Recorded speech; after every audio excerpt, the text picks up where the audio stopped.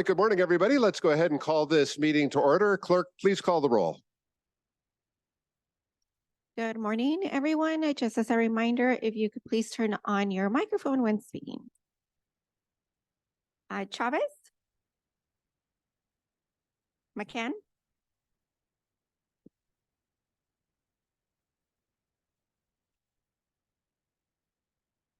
Donovan? Here. Bobo? Present. Aguirre? Dillard? Here. Gastel? Here. Bush? Frank? Here. Montgomery Stepp? LaCava? Present. Moreno? Moreno present. Whitburn? Here. Paul? Here. Chair, we have a quorum. Thank you. But it's good to have San Diego Councilmember Joe LaCava with us this morning while Member Elo Rivera is out on leave. Welcome, Member LaCava, and we congratulate Member Elo Rivera on the birth of his child. A quick note about this morning's meeting: we will move into closed session at 10:30. If we have not completed the rest of the meeting agenda by 10:30, then we will return to open session after closed session in order to complete the agenda. Let's move to non-agenda public comment. This provides 2 minutes for anyone who would like to comment on something that is not on today's agenda, but is within the purview of MTS. Clerk, do we have any non-agenda public comment? Yes, we do, Chair. We have 3 public comments.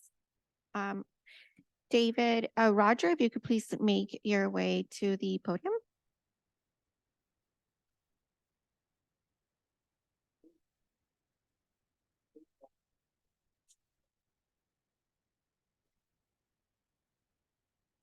Leader for the city of San Diego Park and Rec Council until one of the mayors took all the money and destroyed the whole system after 60 years. Also sat on the board for hydroplane, the Bayfair hydroplane boat races for many years.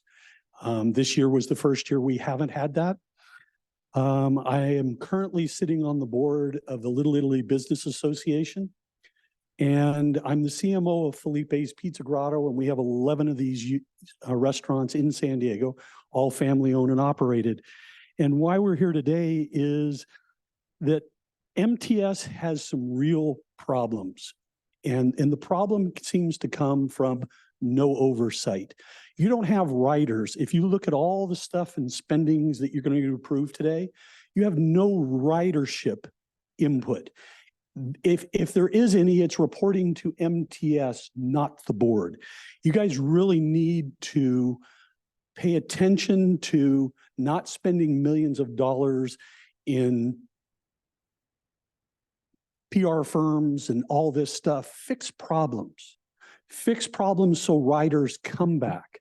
You're falling. I mean, you're literally spending more money trying to get people to ride than if you let everyone ride for free. Left. Thank you. Nicholas Lambrix, please make your way to the podium.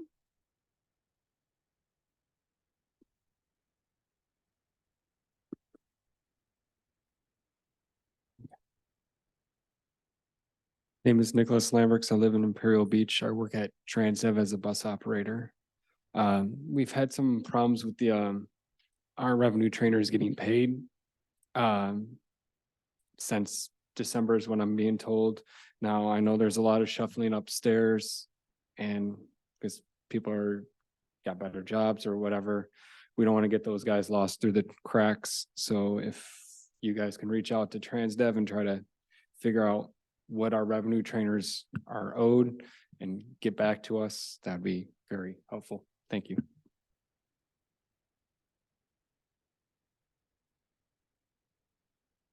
Alice Wong, please unmute yourself.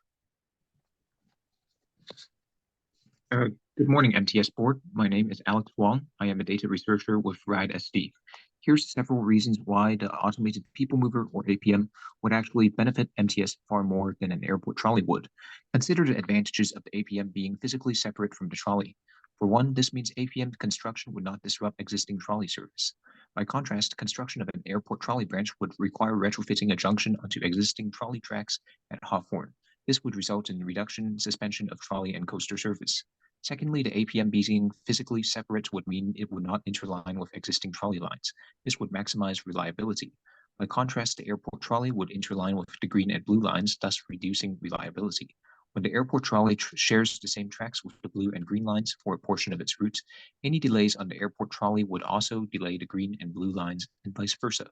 APM would reduce operating costs and free up resources for MTS. The APM would be driverless, allowing MTS to deploy more trolley drivers on the mid-coast and green lines instead of on the airport trolley. This added frequency is crucial. Given University City and Mission Valley, two of the nation's fastest growing transit-oriented areas are served by the mid-coast and green lines. There's a huge misconception that APMs are just for airports. This is false. Tokyo's Eureka Moment line runs entirely outside the airport for 9.1 miles, serving urban neighborhoods, using the same Mitsubishi APM technology seen at Miami airports.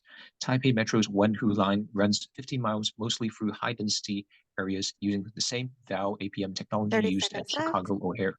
Similarly, San Diego's APM could extend past the airport to serve Sports Arena and Navward. It's time for MTS to communicate with its riders why the APM will deliver a world-class service. Tell them that APM trains will come every 2 minutes. After all, there's nothing passengers hate more than waiting, especially if they're in a hurry to catch their flight.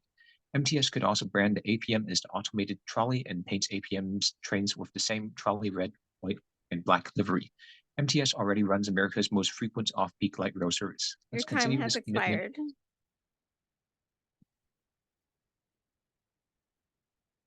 Original DRA, you can unmute yourself.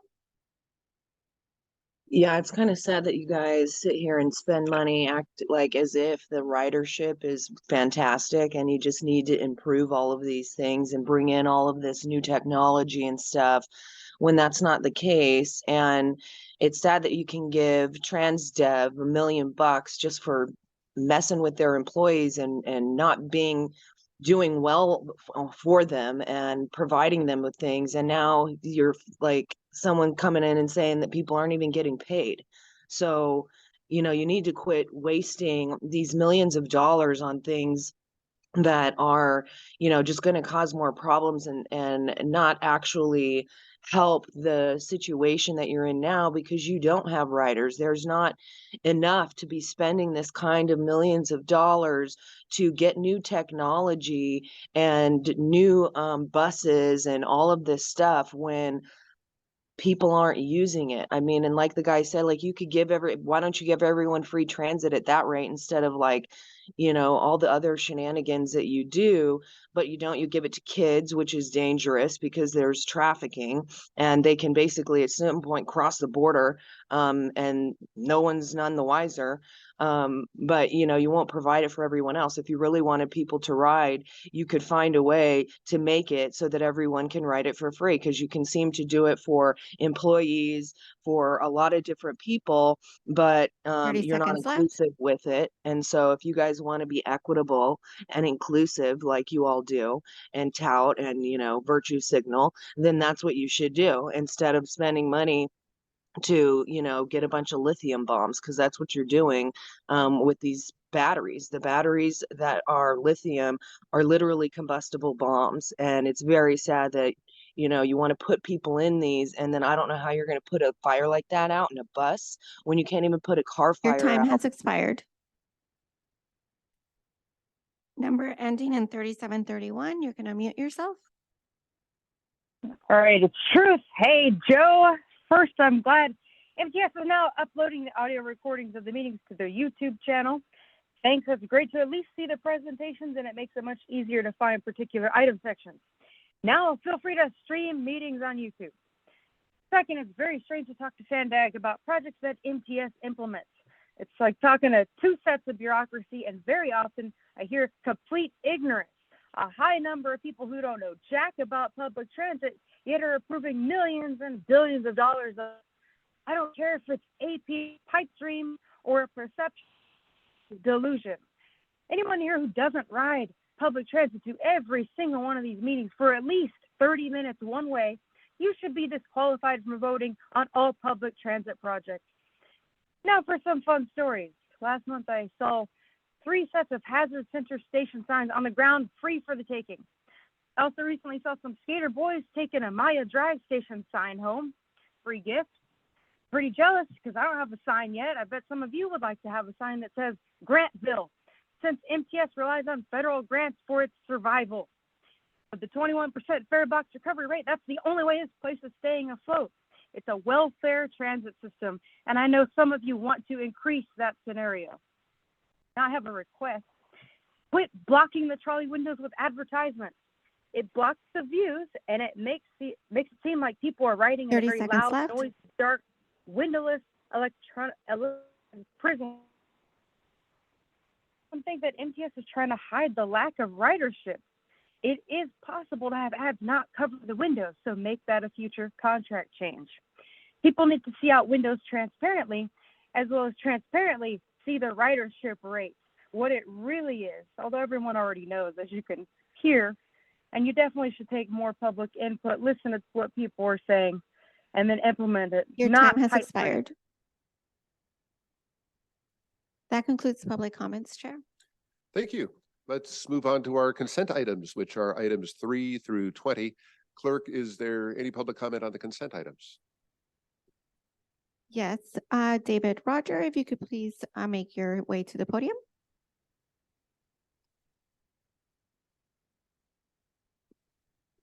Hello.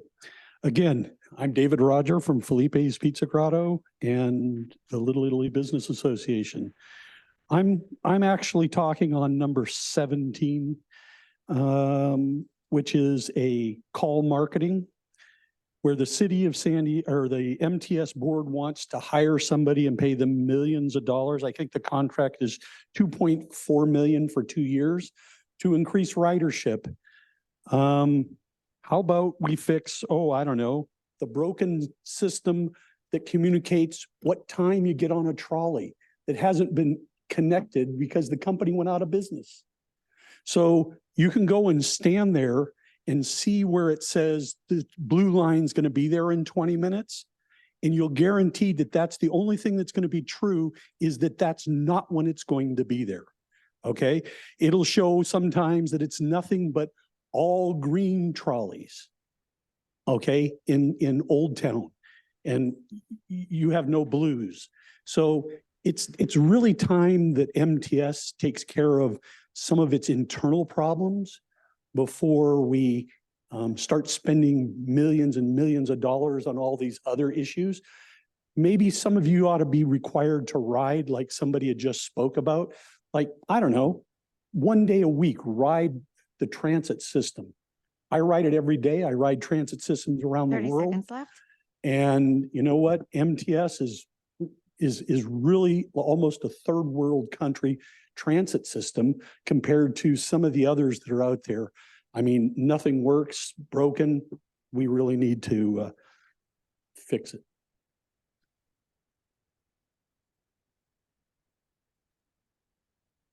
$83,731. You can please unmute yourself. Item 3, the minutes made me laugh when they said, truth believe that not many people transit. That's a fact. Just look at the empty buses.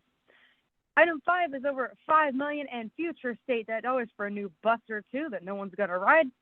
Item 6, reps get travel expenses covered. That's $170 to $220 per night for a hotel, $65 to $80 for meals, plus business meals, supplies, internet access, and rental cars or mileage reimbursement. I didn't see air travel specifically listed, but international travel was mentioned. I still think all board members should have to take public transit everywhere. It's the only way to be knowledgeable on what you're voting on, and the only way to know if it's safe or not, especially at 12th and Imperial. But I'm not sure why any of you are still driving and emitting GHGs. Why don't you put your monopoly money where your mouths are? I do like the policy about if a rep wants more than the standard, it's got to come out of their own pocket. Item 7 and 8 are almost $3 million for landscaping and painting for the Grantville Transit, because Greystar's got to sell a gigantic, hideous, stack and pack monstrosity fortress connected to the trolley. Item 13 is over $5.1 million for tires. Item 16 is over $677,000 for lawyers, and I'm going to blame narcissist Nathan Fletcher for that.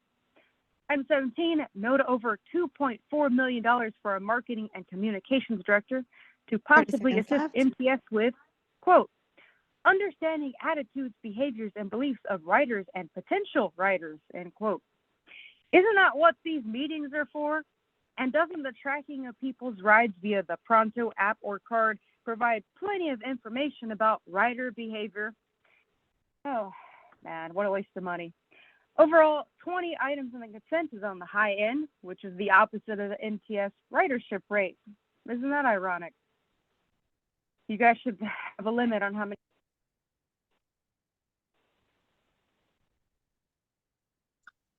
The Yeah. original DRA. Yeah. Just the fact that people are paying for travel expenses when you're like, why can't you just have everybody ride the bus, right? Or transit. And then, if you have to maybe fly, which obviously creates a lot of GHGs, then sure, reimburse them for their miles. But does it make sense that we have to, then pay more money to cover the expenses when you're a transit company and you can provide that, whatever. And then, yeah, you just want to do a bunch of busy work and spend millions of dollars to paint and do landscape or get some kind of firm on, call to just in case you need them, is BS. You guys always do that, like for consulting and repair as needed. I mean, why don't you wait until whatever? And then number 10, your whole contract for the South Bay zero emission bus overhead charging station.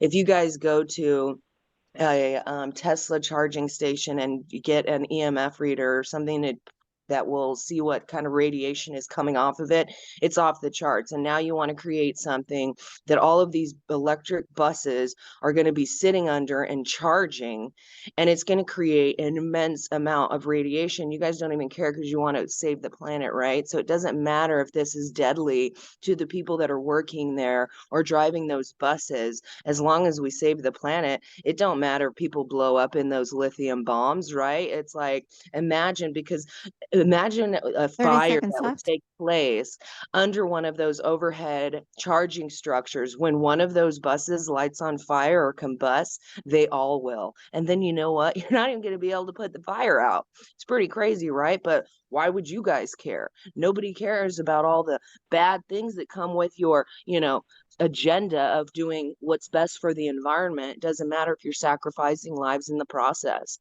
But that's something that you guys need to acknowledge and do something. Your 'cause time there has is- expired. That concludes the public comments, Chair. Thank you, Clerk. Is there a motion to approve the consent agenda this morning? I'll second it. All right, we have a motion to approve the consent agenda from Vice Chair Goebel and a second by Member Hall. Is there any discussion on the motion? Seeing no discussion on the motion, we'll vote on the consent items. All those in favor, please signify by saying aye. Aye. Any opposed? That motion carries unanimously. Thank you. All right, that brings us to our discussion and report items, and we will begin with item 21. That is the Pronto Fare Collection System Contract Amendment, and we'll invite Israel Maldonado to present this item. Once you get it set up there, please feel free to proceed with the presentation.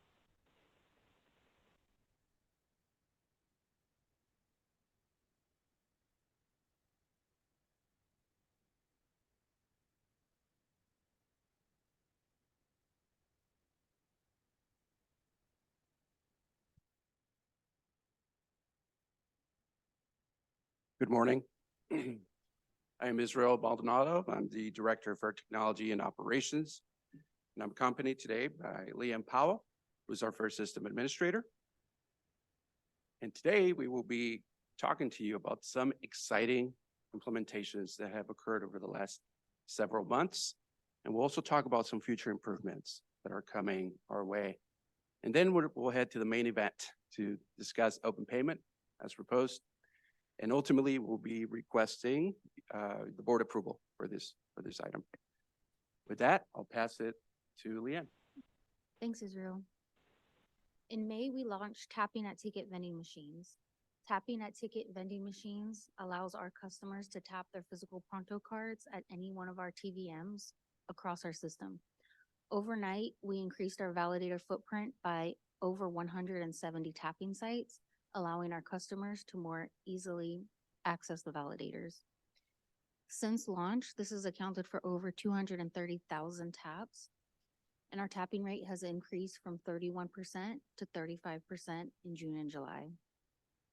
Another exciting feature scheduled to launch this month, next slide, sorry, is the Pronto in-app messaging. Pronto in-app messaging allows our agency to communicate key messaging campaigns to our customer, communicating important information to our writers. Sample campaigns include a reminder to tap before boarding, a reminder that Comic-Con passes are now available, and a reduced fare status expiring reminder. Also scheduled to launch this month are the mobile app custom branded screens. These custom branded screens will allow the agency to highlight key fare products with specific branding. They allow our customers to easily identify and access promotional fares. And with that, I'll pass it back to Israel and he can discuss more on Pronto's future enhancements. Thanks, Leanne. Thanks, Leanne. Looking into the future, we are exploring overall enhancements to the customer experience. These include changes to the mobile app features like the Pronto Rewards program and promo codes, which would incentivize ridership. We're targeting the first half of 2024 for these features. And also a big pain point that we realize across our system and has been expressed by our customers is having barcode validation, right, in sunny San Diego. We are making a push to move away from barcode validation in conjunction and collaboration with the various mobile wallets, from Apple to Google to Samsung. This does require collaboration with these wallets, but we are making headway there, and you'll hear more about that in the coming months. We are targeting late 2024, early 2025, depending on the wallet type. So you'll hear more about this in the coming months. Another great improvement is the online reduced fare application feature that will be available starting in October from our website. This will allow an online path to apply for a reduced fare for our customers.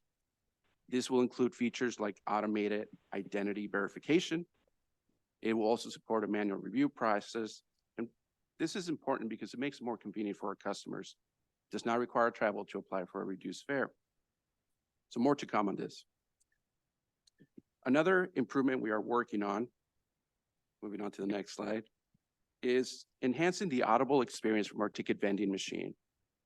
In July, we met with the San Diego chapter of the National Federation of the Blind. We held a workshop to gather their feedback and lessons learned and see how we could improve that experience. Recommendations are being explored and feedback will be provided to that group and other committees. A special thanks to the chapter representatives, Julie Cardenas, Ed Zamudio, and Beatriz Torres for their partnership in this effort. And now taking a step back to look at some of the promotional fares flexibility from the last couple of years. This system is very capable. It has allowed us to develop promotional products like Comic-Con multi-day products, Del Mar Fair Trippers, Pony Express, and Padres playoffs for 2022. The efforts combined for over $400,000 in promotional fare revenue. But we're not done there. We're looking to explore group day passes from one account. Will make it more convenient for groups traveling together. In the past, the use case here was for families with children, but with YOP, that scenario has really decreased. But the scenario that's still present is a group of friends, adults that want to go to a concert, to a game, and one of them has the app, one of them is purchasing the transit fares, and it would make it more convenient if one could purchase for their group. So we're exploring that feature as well. And now the main event, open payments. So what is open payments? So what you have in front of you today is open payment validation. It means that you can tap your physical credit card or your mobile wallet enabled credit card directly on the Pronto reader. This is not to be confused with regular traditional open payments, which we already have, where you can go to a ticket vending machine and pay for your fare there with a credit card or with your mobile wallet. You can do that today. But this feature in front of you makes it easier because you can circumvent the ticket vending machine altogether.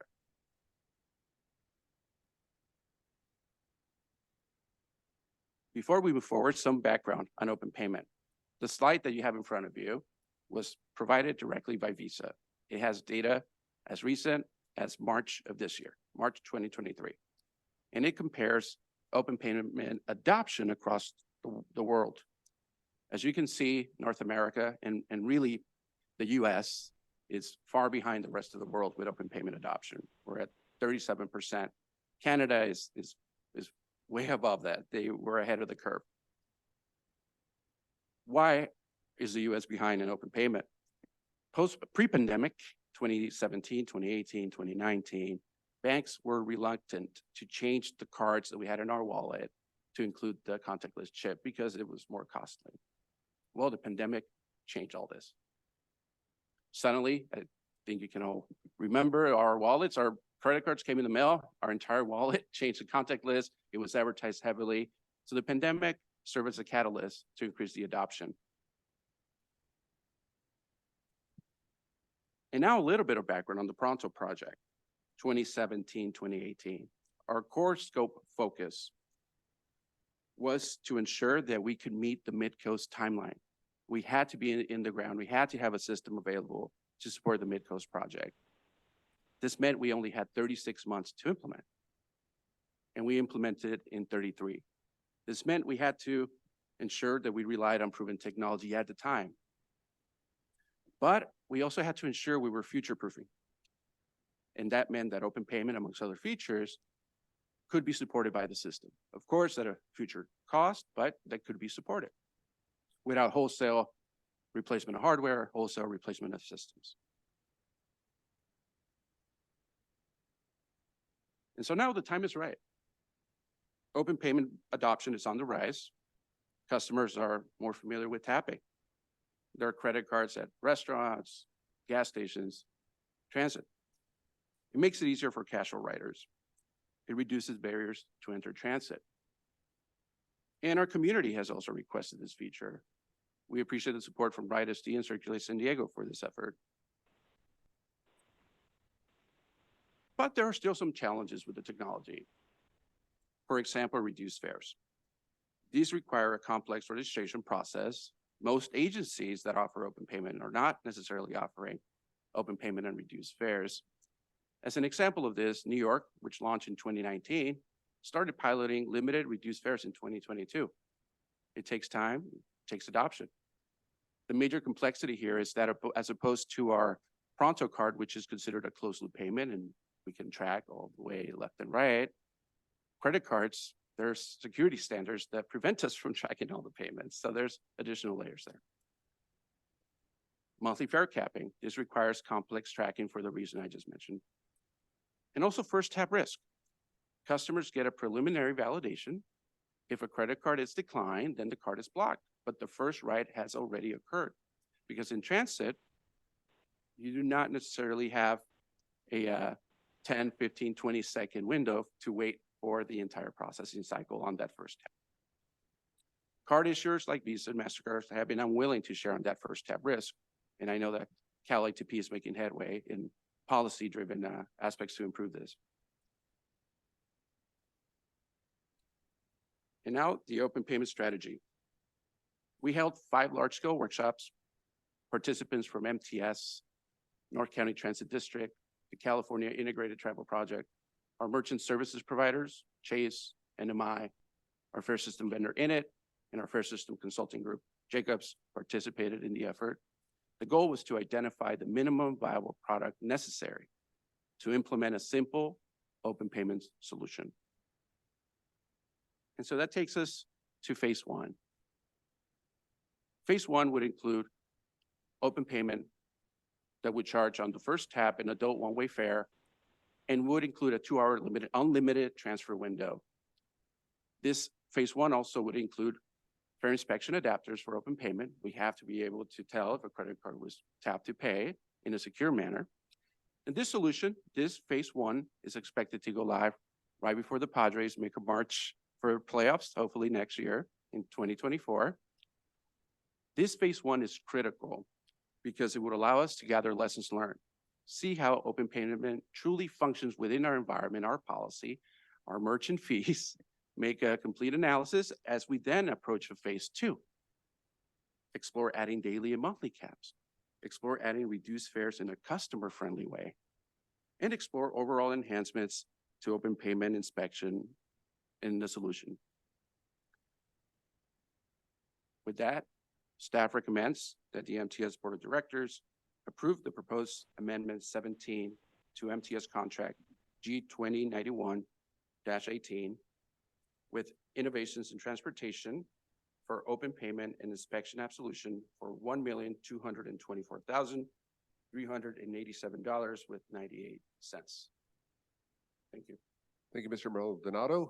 Thank you for the presentation and for all of your and your team's work on this. Clerk, do we have any, well, I know we do. Let's go ahead and take public comment.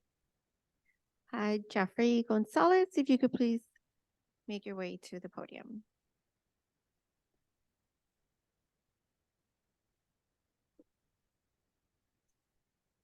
Hello. I'm Jeffrey Gonzalez. I live on Texas University in North Park, and I took the 7 bus and the Blue Line trolley to get here. It took me 31 minutes, and I navigated the headways with reasonable accuracy on the 1 bus way up. I'm here to support item 21 for contactless tap payment because I think it'll increase ridership, and I hope that that increased ridership will help us reduce headways. I just came back from New York City in June, where I was really easily able to navigate their transit system with the tap system. And I think because of that experience, we'll also see increased fare collection from tourists.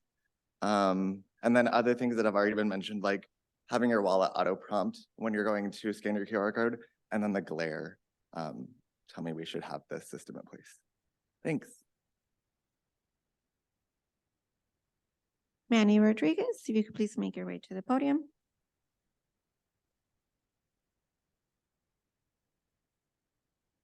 Good morning, board. I want to thank staff for some of the improvements they've already done, like the tapping at the ticketing systems. I've personally benefited from that, and I'm looking forward to the group feature on the Pronto app. I'm a big fan of the Pronto system. I have my Pronto card right over here, and I'm probably going to keep using it. But I also see, almost on a daily basis, first-time transit users and also tourists, struggle with the Pronto app. It does take a while to set up, and there's been countless times in my experience where, the trolley's already here. They're still setting up the app, they just hop on and they don't pay. Or the bus driver will just wave them on board because, they taken too long to set up the Pronto app. I think the Pronto system has some work to do, and I'm still gonna keep using it myself, but having open payments will no doubt increase fare box recovery because people will just be able to tap their credit card. So I urge the board to support this item. Thank you. Connor Proctor, please make your way to the podium.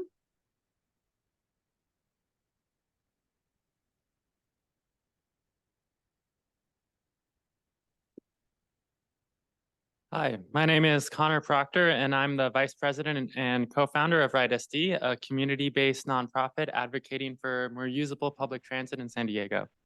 I'm really glad to be here in person today in support of this open payments contract amendment that would make it really easy and fast for people to pay for transit in San Diego. Some backstory. A year ago, Ride SD wrote an open letter asking for these enhancements to Pronto. The letter was signed by over 100 members of the community, and many of them spoke at last September's board meeting to ask for this to be implemented. The board at the time directed MTS staff to determine a plan, and so we're really excited to see this plan today. I'd like to thank MTS staff, especially Israel, for coming up with a great 2-phase plan that will deliver much of the value in the next few months, and then polish implementation off over time, get those like fare capping and stuff like that. So yeah, let's talk about the benefits of open payments. It took me 191 clicks to sign up and pay for a ride with the Pronto app. And with this improvement, it could just take me 1 tap of my credit card. I've had friends not make the bus when we were trying to take the bus before because they didn't get signed up in time. So this would be a game changer for attracting new and infrequent riders to the system who have shown a good experience might come back and be more frequent transit riders.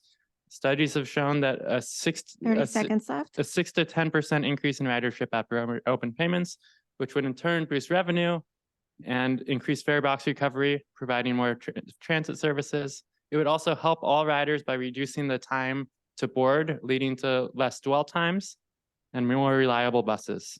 It's relatively cheap to implement and there's no downside for other forms of payment methods. So let's make it happen. Thank you. Zach DeFazio, please make your way to the podium.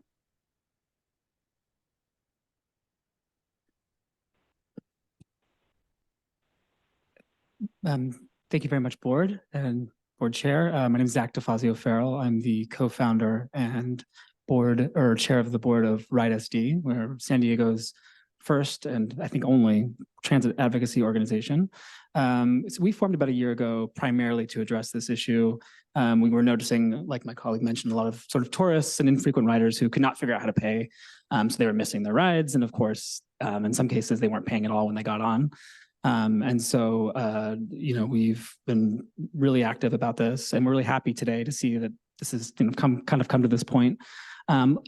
All the American cities that have implemented open payments at this point have reported increases in ridership. They've reported increases in on-time performance, and they've reported decreases in dwell times, the amount of time people spend waiting at stops. So there's all kinds of secondary impacts that are positive as well, apart from just making it easier to pay.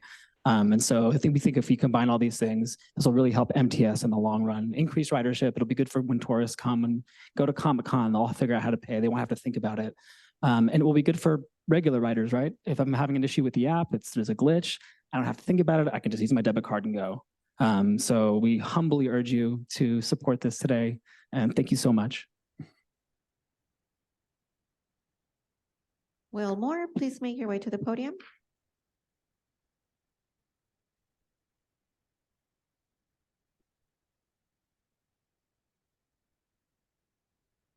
Good morning, everybody. I am Will Moore with Circulate San Diego. Circulate San Diego is here to promote excellent mobility choices and vibrant, healthy neighborhoods. We are very pleased to be here to be able to speak on behalf of this item today.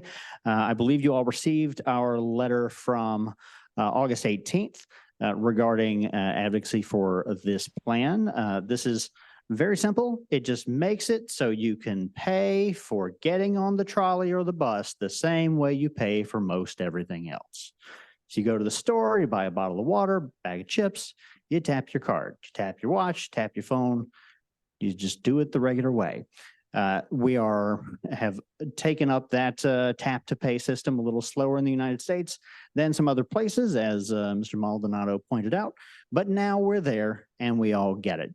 So this will help the casual rider eliminate some of that mystery on how to get on the trolley or the bus, and it will help the routine, the habitual rider, in that it will speed up the process so they won't have to stand behind the casual rider while they figure out how to set up Pronto. I want to go back and this is a piece of a long line of advocacy from Circulate San Diego, starting well before I was here back in 2016 when we started talking about stored value, enhancements to the Compass card, the creation of the Pronto card.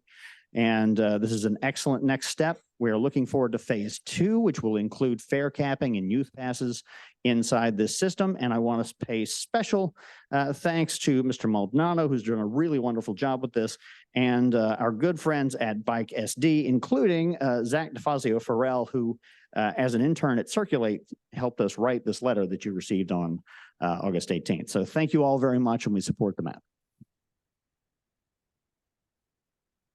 3731, you can unmute yourself. All right, you know what I tapped? My cash on the counter. Presenter said one child could pay for the group. That's a joke. And Canada's only ahead of the group on tyranny. But I like the admission that the fraudulent emergency known as COVID was the excuse to push new expensive tech nobody asked for. over $46.8 million for the total cost of the fare system, and over $2 million for 900 Pronto cards, 60 validators and validator masks, all of which most people don't use, and over $11 million for operation and maintenance of the system, transit system. I do think the rewards idea is a good one. Right now, there have been incentives to not pay. So I actually think this should have been implemented a long time ago. This new payment system is going to lessen people paying if the most common payment method of cash is eliminated. It also discriminates against those of low income who use their change to afford a ride. And it also discriminates against the elderly, who are the people least likely to use credit cards or smartphones. And when someone's card is declined, which could just be a bank issue, they won't even be able to pay. This proposed system is the barrier. Cash with a receipt of payment was the easiest and did require devices. Also, what's the security protections for people's credit card information? And what would stop a criminal from using a stolen credit card? And what would stop a criminal from putting a card skimmer onto the validators? You guys hoping that by installing more validators, it's going to be a better chance that people will start paying for rides? That sounds like a game of whack-a-mole to me. If you want to add credit cards, do it as an option, but don't make it mandatory, because I think it's wacky to not keep the ticket machines. That's a losing game changer as far as I see it. Because if you don't want cash, you're a fool. That's the most valuable thing. Those plastic things have no value, and you could be declined anytime, even if you have money Your time in your has bank. expired.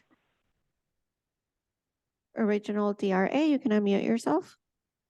I mean, if you wonder why China has that and uses it all the time, because they have a cashless system and a social credit score, and that's where all of this kind of stuff leads. So I'm actually surprised that, because you talk about doing stuff for like to meet future needs, that you're not doing, a palm scan or, retina scans just to do that, so that, when the time comes and the social credit score is fully implemented, because it's already here now, but, then you can just be like, oh, nope, you can't ride today, and like big X or, whatever, and then like shame them all over the place. But yeah, this is a total way to push a new way of living, which is a cashless system, which is, cash is just, fiat currency, which are debt dollars, which are, not even worth anything either, because they're not backed by gold. But the whole point is to get people into a new way of living, and you can collect data that way so much easier, right? You're engaging with the Google Wallet, Apple, Samsung,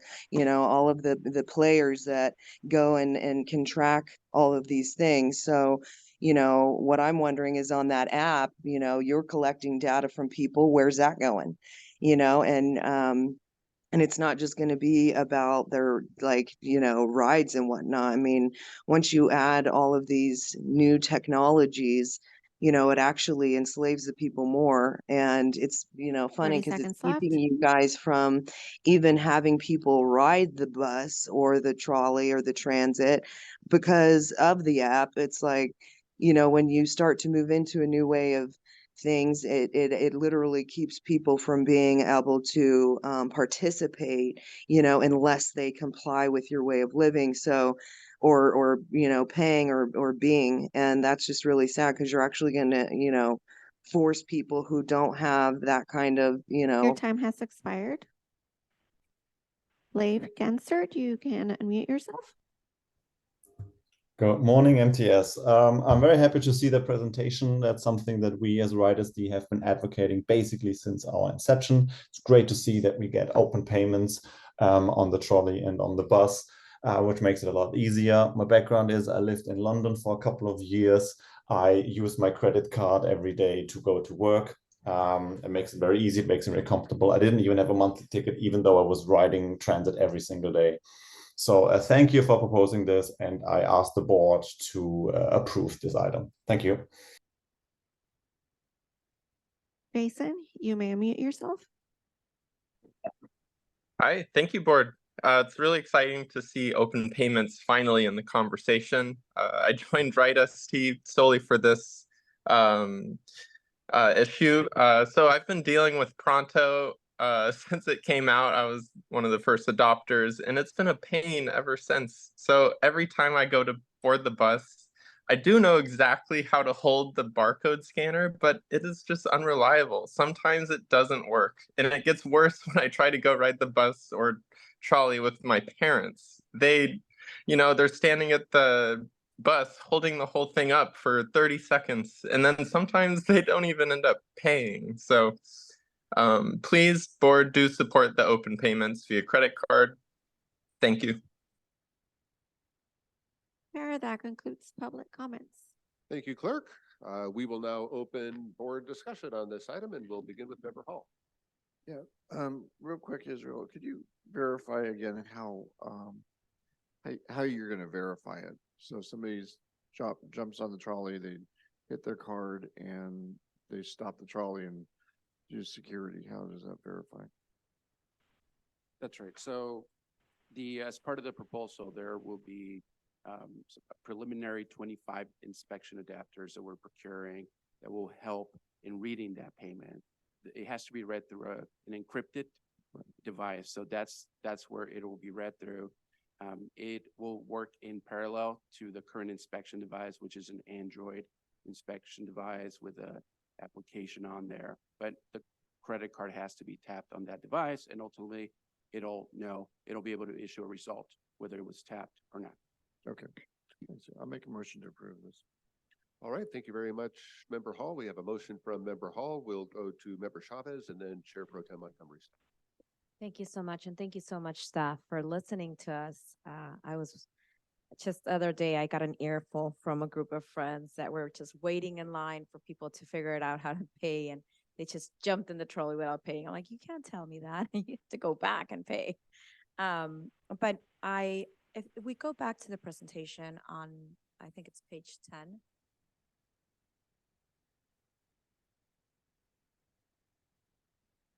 These payment invalidators. So when they're not active, they're dark. I've seen them. They're little tiny stands with just little sticks with these square things in the front. Can we just put like huge signage on it that says tap to pay, tap with your credit card, new system, easy system, something? Because I've been one of those persons that we were looking at it, and actually I was staffing Stephen Whitburn a long time ago when we were, well, not so much. But we were trying to look for these little sticks in the ground, and they were dark. We trying to figure it out. And my friends were also telling me that. So if we're going to put this new great system that it's going to be tap to pay really easy, can we just put big signage on it? Definitely. And I know that marketing has already started with a lot of those efforts over the past years. I know right now at the moment, Gaslamp has some very large signs tied right to those validators to make them more visible. But of course, we'll definitely approach a marketing strategy with this effort. Thank you, Mr. Maldonado. Thank you, Member Chavez. We'll go to Chair Pro Tem Montgomery Steppe, followed by Member LaCava. Thank you so much, Chair Whitburn.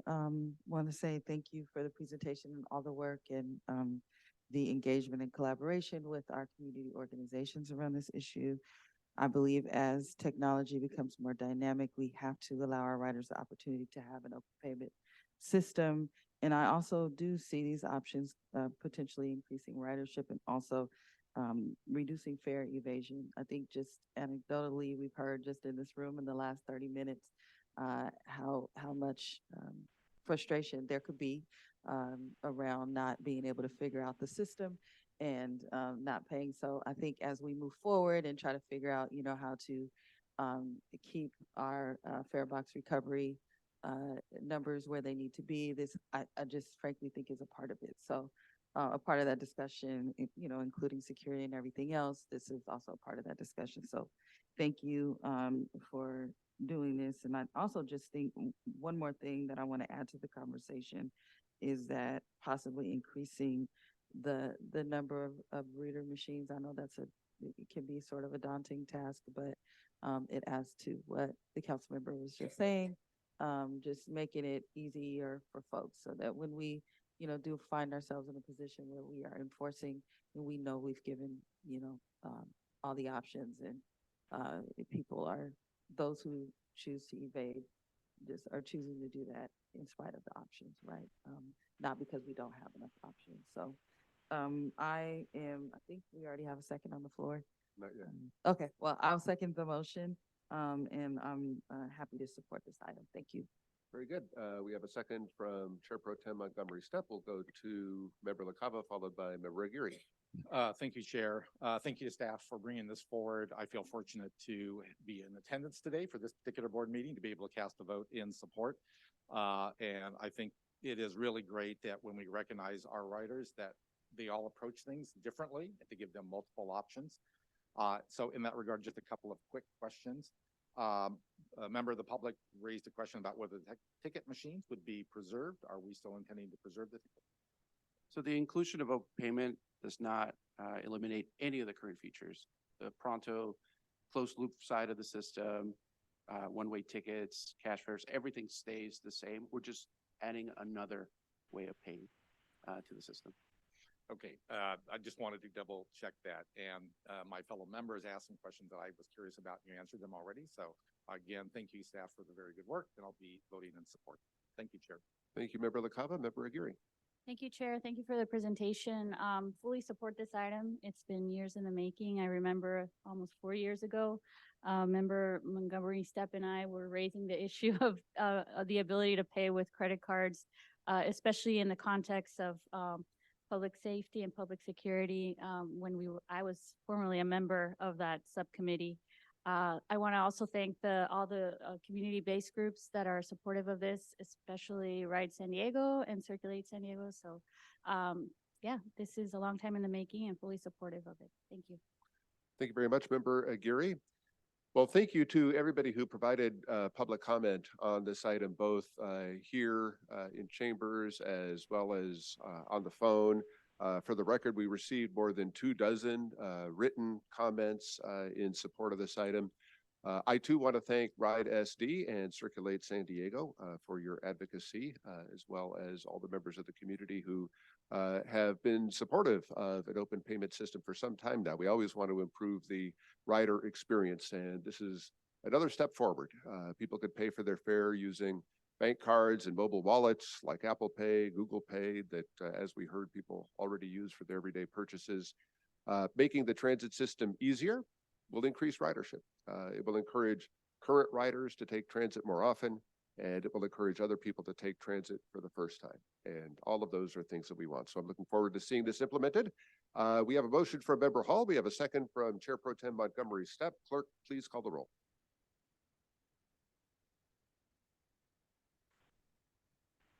Yes. McCann? Aye. Donovan? Yes. Bobo? Yes. Aguirre? Yes. Hillard? Yes. Castile? Yes. Frank? Yes. Montgomery Steppe? Yes. LaCava? Yes. Moreno? Moreno, yes. Whitburn? Yes. Hall? Yes. The motion passes. Thank you. Thank you very much, Clerk. All right, we will move on to item number 22 on our agenda, and that is the Transit Security and Passenger Safety Department expansion. Al Styler is going to be providing this presentation this morning. Mr. Styler, once you get set up there, please feel free to proceed with the presentation. Chair Whitburn, if I could, I just want to remind the board that, you know, we've been hearing from our customers. We did a customer satisfaction survey and we've done focus groups and et cetera. And one of the number one things they want is to feel safe as they traverse our system. And so hearing that loud and clear that that was one of the top things that they most want to see, we do believe our system is a safe system. But the perception is there. And so we wanted to, you know, address that, as well as we came to the board in May to discuss this, and the board gave direction to me to bring forward a proposal as to how we might enhance the visibility and the presence of our safety staff on the system. And so we did come to the board in July as well to kind of talk through all the different options, including everything from enhancing or adding to the existing service that we provide, and all the way up to engaging our own public safety group of officers. We are not there yet with the idea of standing up our own police department. We would like to continue to analyze that and see what that might look like. But as a first phase, we're coming to you today to ask for your approval to move forward with enhancing the existing staff, all MTS employees, not the contract side of the house, but actual in-house employees. And so Al's going to walk through what that proposal would look like. Thank you, Sharon. And thank you, board members, for giving me the opportunity for this presentation today. I appreciate it. The mission of this security and passenger safety department is to provide a safe and pleasant riding experience for our customers. And we've been challenged with that, both for our employees, our riders, and the customer service we try to give. So with this staffing increase, I'm hoping that we can meet those challenges and accomplish our mission. We are proposing that we increase our staffing by 34 code compliance inspectors and 6 supervisors. This will allow us to put more of our teams on board our trains. The backbone of our department are our train patrols, and to be able to create additional specialized teams and enhance the teams that we already have. We have our bus enforcement support team, our passenger safety team, and our outreach efforts. We'd also like to add 5 MTS code compliance dispatcher positions. Our dispatch center is our lifeline for our employees, our staff, and for all of our customers. And it's a very high stress environment. We are currently staffed now with only contract security from Intercon Security. There's a lot of turnover in that department at that area. We're proposing that we hire these 5 MTS employees. We can put them through the California Post training, get them certified as emergency telecommunicators. This way, with the 5, we'll have 1 on every shift, and that'll enhance our ability to respond to our customers' needs. Obviously, with the increase in staffing, we're going to have to increase our management. I propose that we add 1 assistant field operations manager, and I'd also like to add 1 administrative support professional to help with the clerical work that we will be generating with this extra team. The total annual salaries and benefits for new personnel will be $3,700,000. Obviously, with adding staff, we'll have equipment costs. That includes uniforms, shirts, pants, belts, body armor, leather equipment that they'll wear for their carrying radios.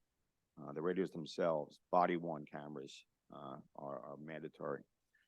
We need workstations for the personnel we're going to be having, and vehicles and accessories. We'd have to add 4 vehicles to our fleet with the addition of the staffing.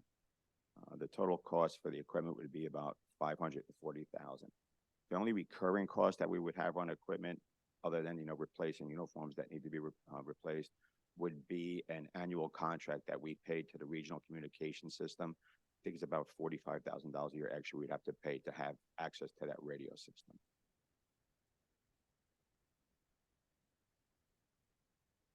The hiring process. So we determined that it will take about 7 to 8 weeks to get a class of CCIs hired. From the moment the career announcement is put out on different websites, it takes about 3 weeks for application review. After that, we have the interview and selection process. It's about 2 weeks. That'll start with HR doing phone screening of potential candidates, and then we'll do in-person interviews with anybody that gets past the phone screening. That usually takes about 2 weeks, and my team is very good at making decisions quickly on prospective personnel. So within 2 days, they usually get an offer from MTS.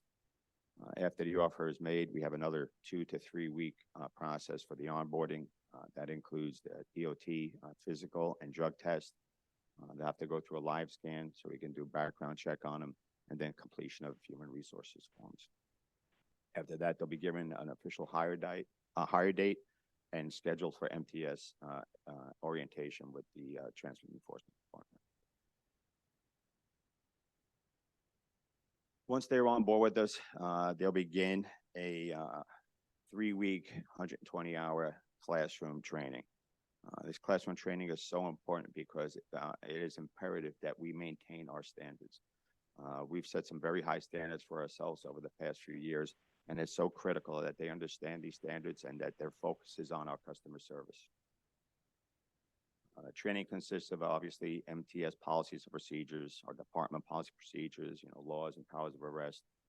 But then we get into tactical communications, de-escalation, emotional intelligence, crisis management, how to deal with people having excited delirium, human trafficking. 2 years ago, we added Narcan to the tools that our CCIs carry. So we have to make sure that they understand the use of the Narcan and all of the laws associated with that.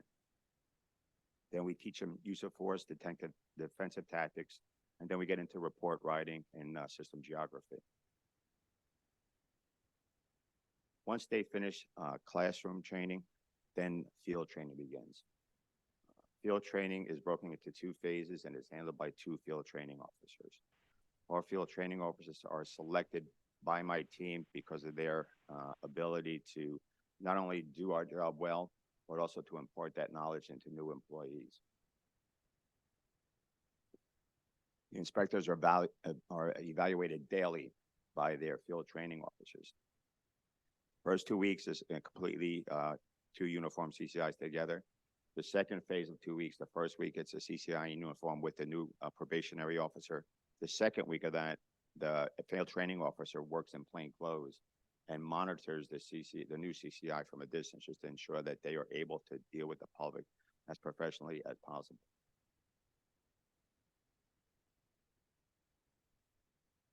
So with the staffing and projected deployment, the 34 code compliance inspectors will give us 27 more CCIs that we can use as assigned to train teams. We can take 4 additional inspectors and assign them to our what was a pilot program passenger safety team, but we can add them to it and give us 7-day coverage for that unit.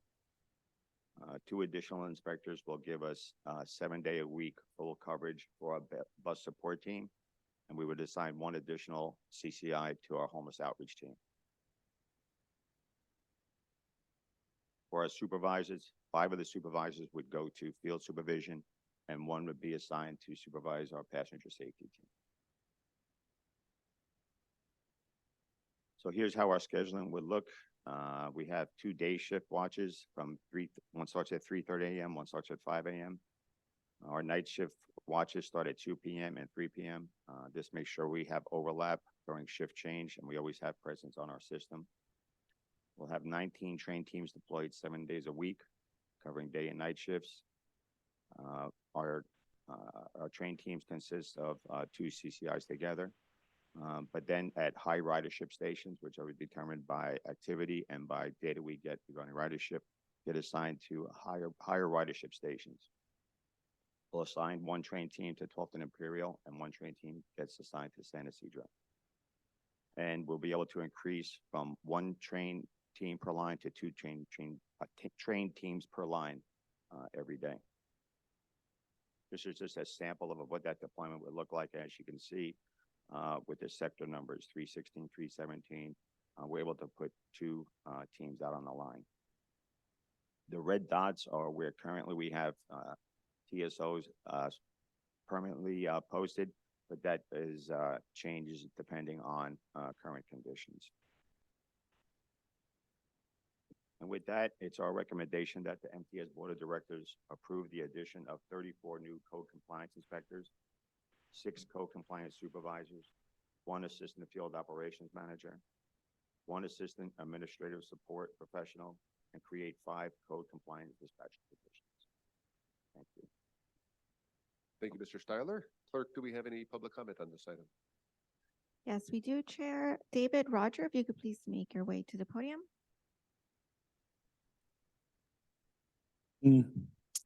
I've not been a real supporter of Al and his operations of MTS, but after experiencing last night at Fifth Avenue Trolley Station where a gentleman was passed out for an hour, was robbed, we actually messaged and called that this gentleman was being robbed. He was passed out face down and the local people were stealing stuff from him. Okay. San Diego PD actually beat MTS. San Diego PD went and actually arrested 2 people. And then after all of that, MTS's security guys, the rental cops came, 4 of them, like they had toothpicks, like they were on dinner break, and came and walked in, looked around, what's happening? And we said, hey, San Diego PD's over there. They walked over, they went and got in their car and drove away. The gentleman then proceeded to be robbed again an hour later, and they took the rest of his items.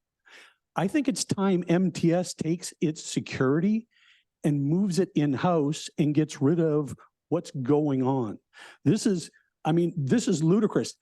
At 1:30, this started at 10 a.m., or excuse me, 10 p.m. At 1:30, MTS security actually showed up and actually cleared the station and woke the guy up. And he had no idea that he'd been robbed and he was looking for his stuff. So I do support this. Jonah Glasson, please make your way to the podium.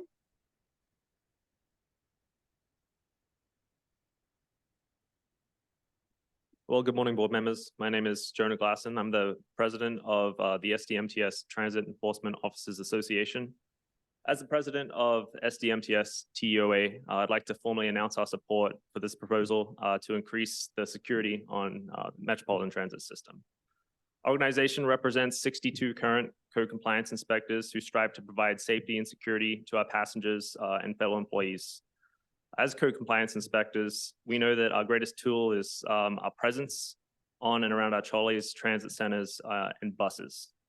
While we do all we can to provide the best security possible along 67 miles of rail, 62 stations, and thousands of bus stops in San Diego City and County, our modest numbers truly limit our presence and our capabilities right now. With the addition of 34 new code compliance inspectors, which will be able to cover approximately 60% more of our service areas during both the day and the night shifts. This added coverage allows us to better serve our patrons, from the daily commuter to students or out-of-town guests who might be unsure of how to navigate the system. So as Mr. Siley said, our mission for MTS Transit Security and Passenger Safety is as follows. In partnership with the communities we serve, is to provide a safe and pleasant riding experience. So on behalf of the TOA, we strongly support this opportunity to make San Diego MTS a safer system. We 30 seconds left. We encourage the MTS board to approve this item and future expansions of the department. Thank you. 3731, you may unmute yourself. All right. Thank you, Joe, for your question earlier. Now I want to know who said we believe it's a safe system, because believe not the same thing as knowing, is it? That sounds like delirium to me. If it's so safe, there wouldn't have been a report of sexual assault or 90 assaults on the transit officers. But I'm glad Perception Al didn't call reality a feeling or perception this time. Yet I've still got another story for him. One late night I was downtown and this homeless drunk saw me and decided he needed to follow me on my trip to make sure I got home safely. That's what he said. Luckily, he was too drunk to remember his idea, dropped some money, and got off in the darkness in a neighborhood he had no business in. There was zero security around, of course. But it's good that MTS is adding 34 new code compliance inspectors, 6 code compliance supervisors, and creating 5 code compliance dispatchers. Code the same thing as transit security, as then CCI is being trained and armed, ready to respond. I think calling this safety is a little bit fraudulent. Transit security on as many trolley cars as possible is what provides safety, especially at night when the crime usually begins and there's no security in sight ever. But I will say I have seen increased security at the Park and Market station in the daytime lately, which is great. The Fashion Valley station needs security though, especially at night. I've seen a guy that came across as a pimp, homeless addicts passed out, and even dogs on the loose 30 seconds with left. no security around. Tech security needs to be walking all station premises to deter the bad elements from boarding in the first place. You know, if you guys fire perception of transit security out, you probably could afford more security. That's something to consider. Throw in with a good story. In Little Italy, I actually saw a brave CCI help restrain a man with the help of a female civilian. whoever it was, she seemed calm restraints, and they both initiated a very successful and humane citizens Your arrest time has in Philadelphia. expired. The original DRA, you may unmute yourself. Yeah, the last time you guys were talking about this, the way you speak of, you know, perception of safety and not really like that's a very big problem, because that's disturbing to hear that you don't want to provide that. You just want them to feel as though they are. As long as you feel you are, it doesn't matter if you are or really not. Just feeling that way is what we need to accomplish. And it's always, you know, when you're getting so many code compliance inspectors, and, you know, just the name itself is not providing any kind of safety for these people. It's like you're going and you want to make sure that the people are complying with whatever they're doing in there, but not more of like, are you paying for your ride? Because if you guys really wanted to provide safety, you should have been doing this, you know, because you've already allowed the kids to ride for free, which is dangerous. And as long as they, you know, have the perception of safety, which is bullshit.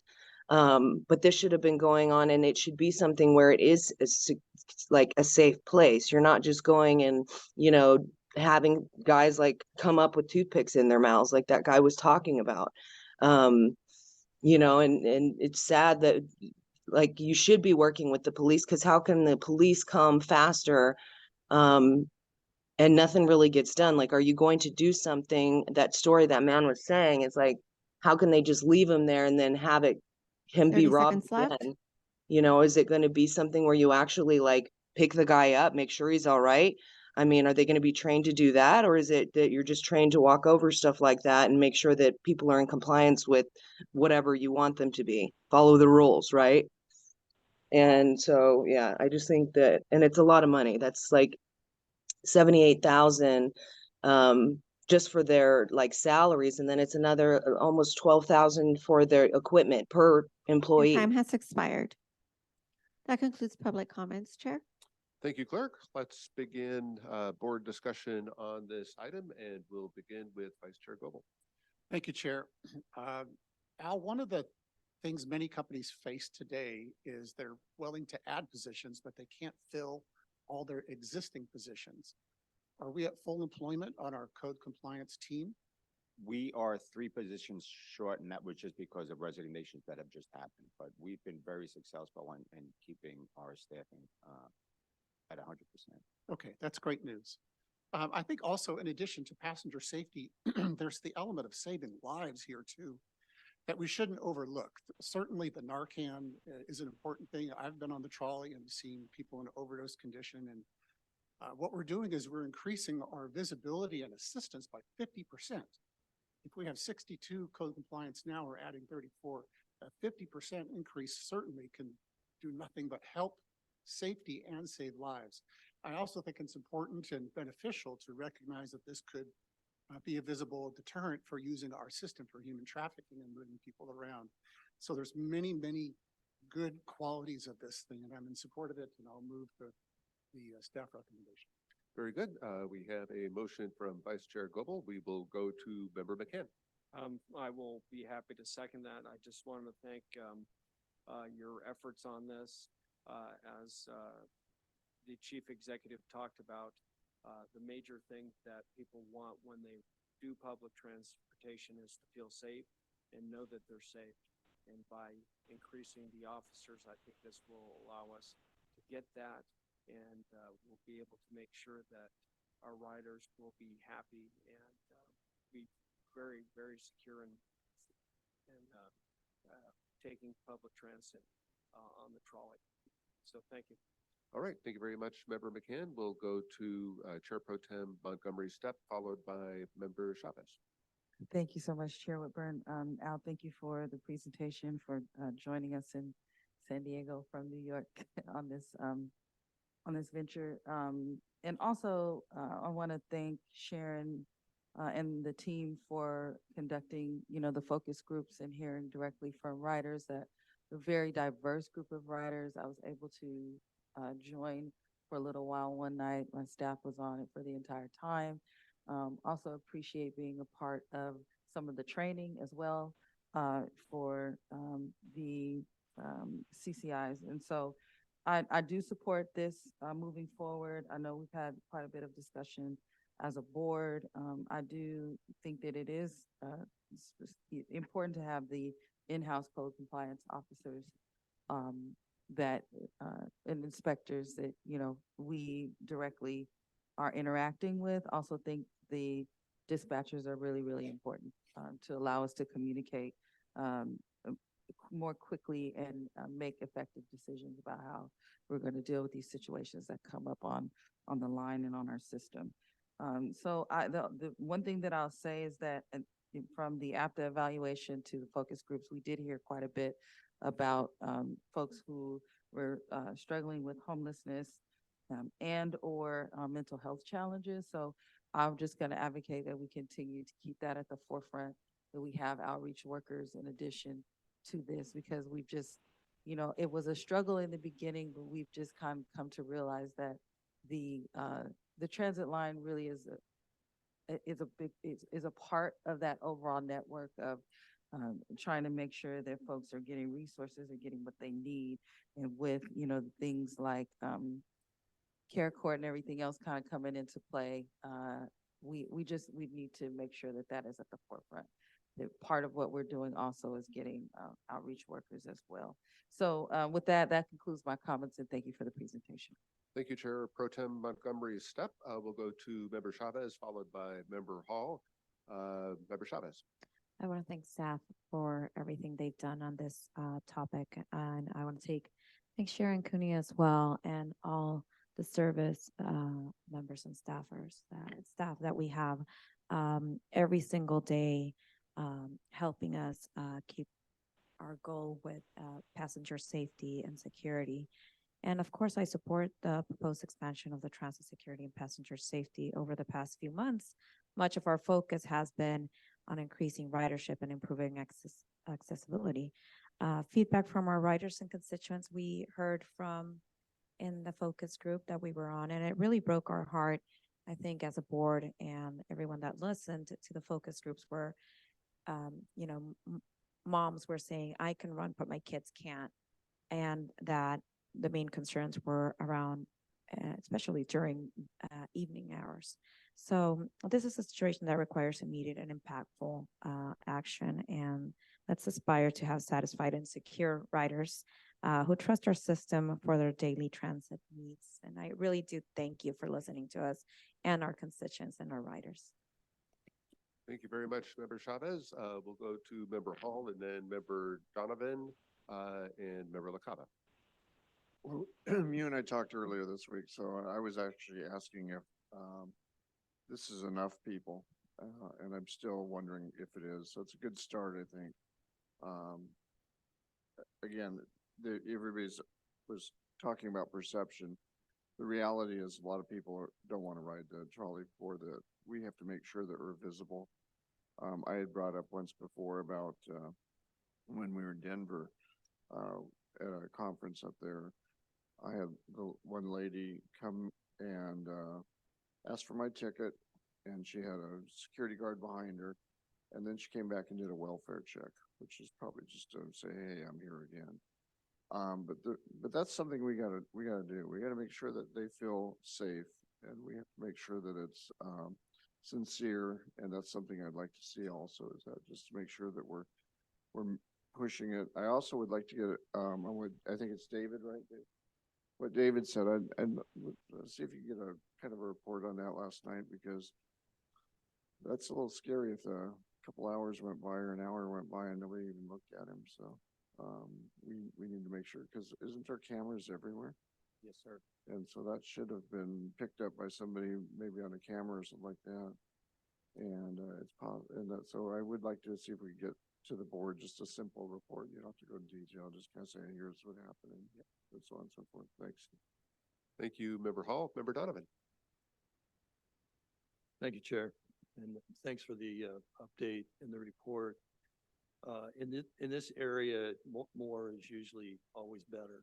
So I certainly support this, but I wanted to ask if you could speak a little bit more about how did you develop this plan And I guess what I mean by that is, for example, was this a bottoms-up analysis? Like, I really need this many more people, here's where I'm gonna put them.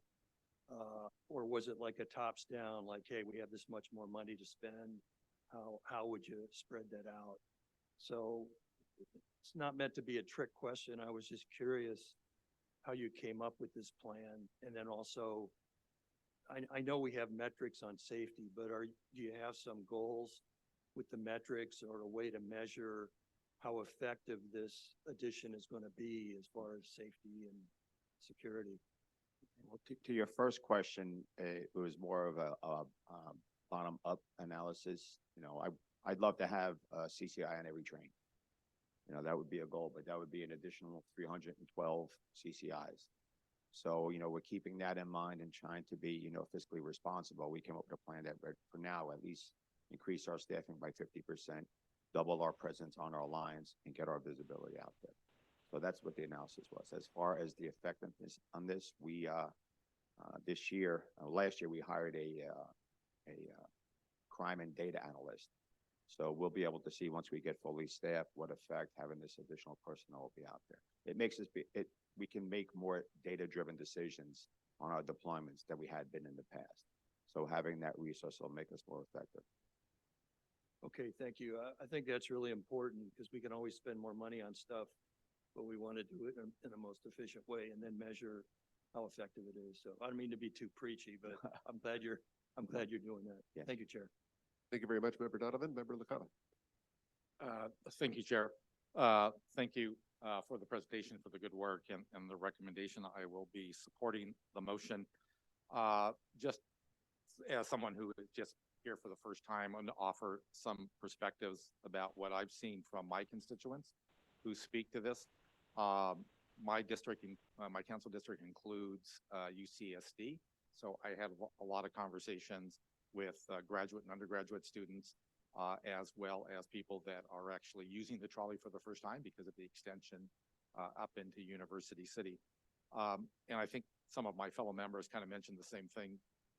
Clearly, what this is the issue about perception is really what we're trying to focus on, and having more individuals in very clear, obvious uniforms goes a long way into that. But I've clearly heard from constituents who are, their perception of safety goes to seeing an individual they're not comfortable with. Not that there's any danger, not that that individual has any issues. They're simply using public transit. And I know that's a very tough conversation for MTS to navigate here, and a tough thing for us to overcome that cultural issue. What I'm also hearing from the students at UCSD is that this addresses is the new trolley station at UCSD having that perception of security in whatever fashion. But I'm also hearing a lot about the bus stops that we have out in University City and the concerns they have. During peak times, you have a lot of students there and it's very comfortable. But during some of the off hours, there may be only one or two students. In listening to them, there is nothing more vulnerable than sitting at a bus stop, right?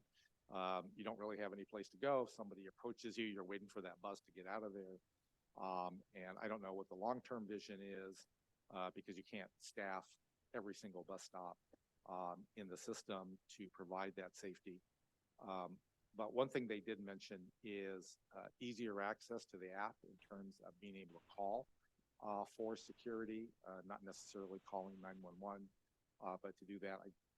From what I understand, not all the apps that one might use. I think the PRONTO app doesn't really have any access to security for making an easier call.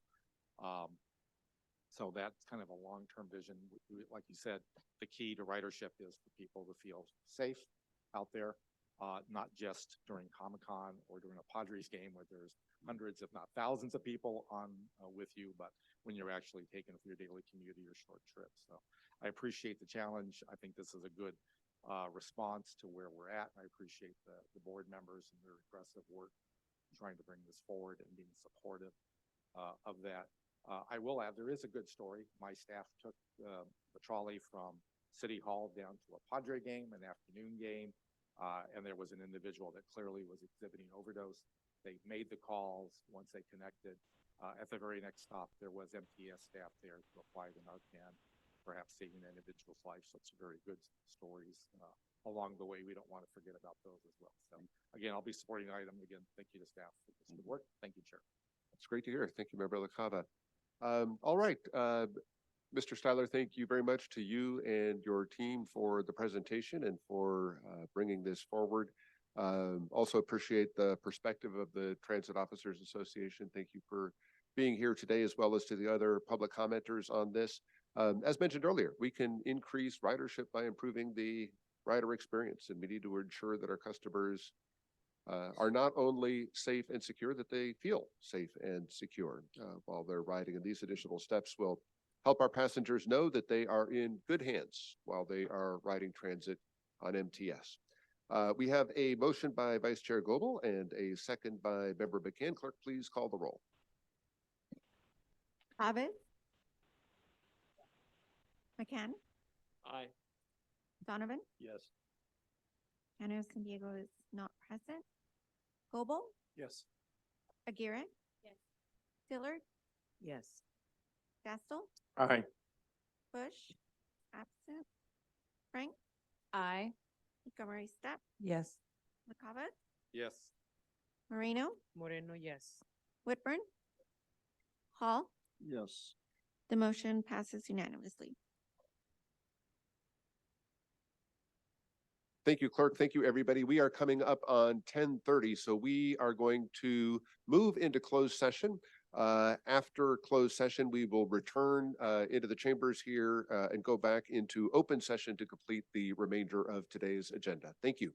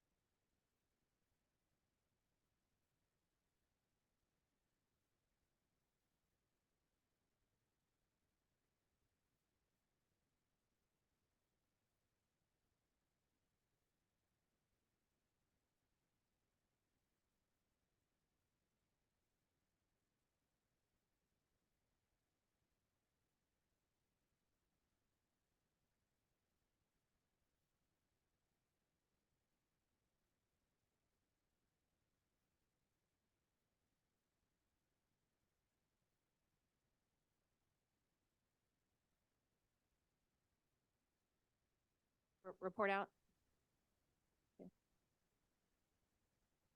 So reporting out of closed session, item number 29, closed session conference with legal counsel regarding existing litigation. No action was taken. The board received a report from legal counsel.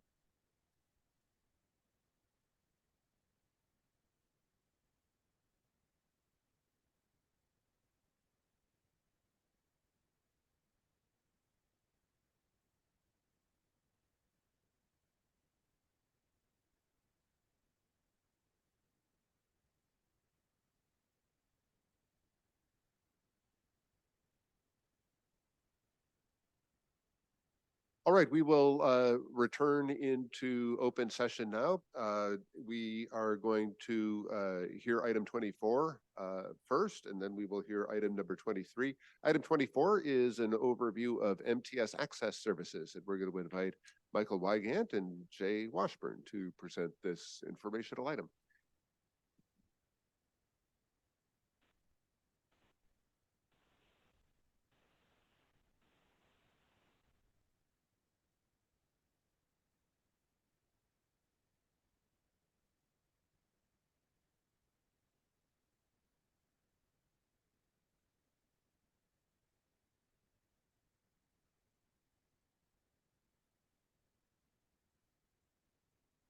I'll mention to you that we're bringing this item to you at the urging of Board Member Moreno, but it's really timely.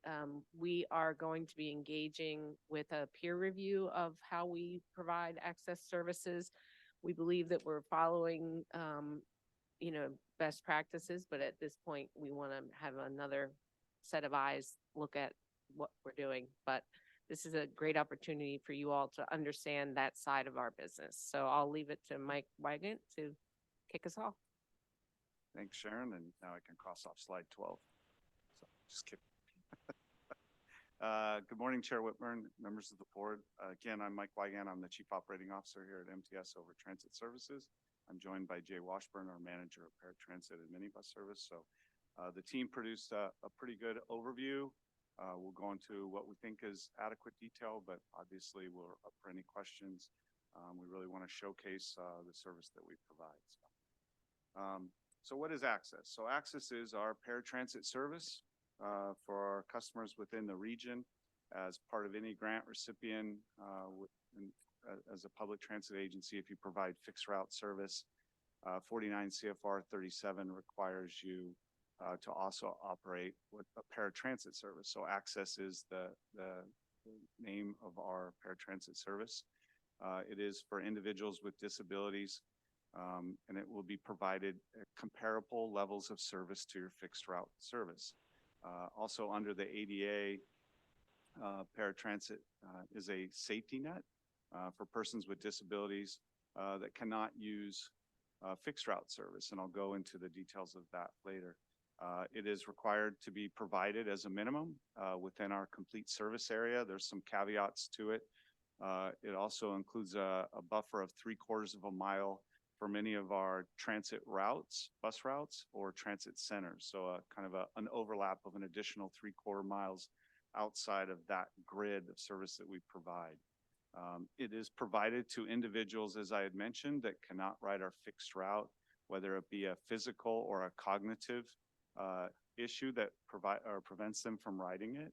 And it can be used for anything once they're certified, and we'll go through that process a little bit later. But it can be used for groceries. It can be used for medical reasons. There's some misconceptions at times that it is only for necessary trips.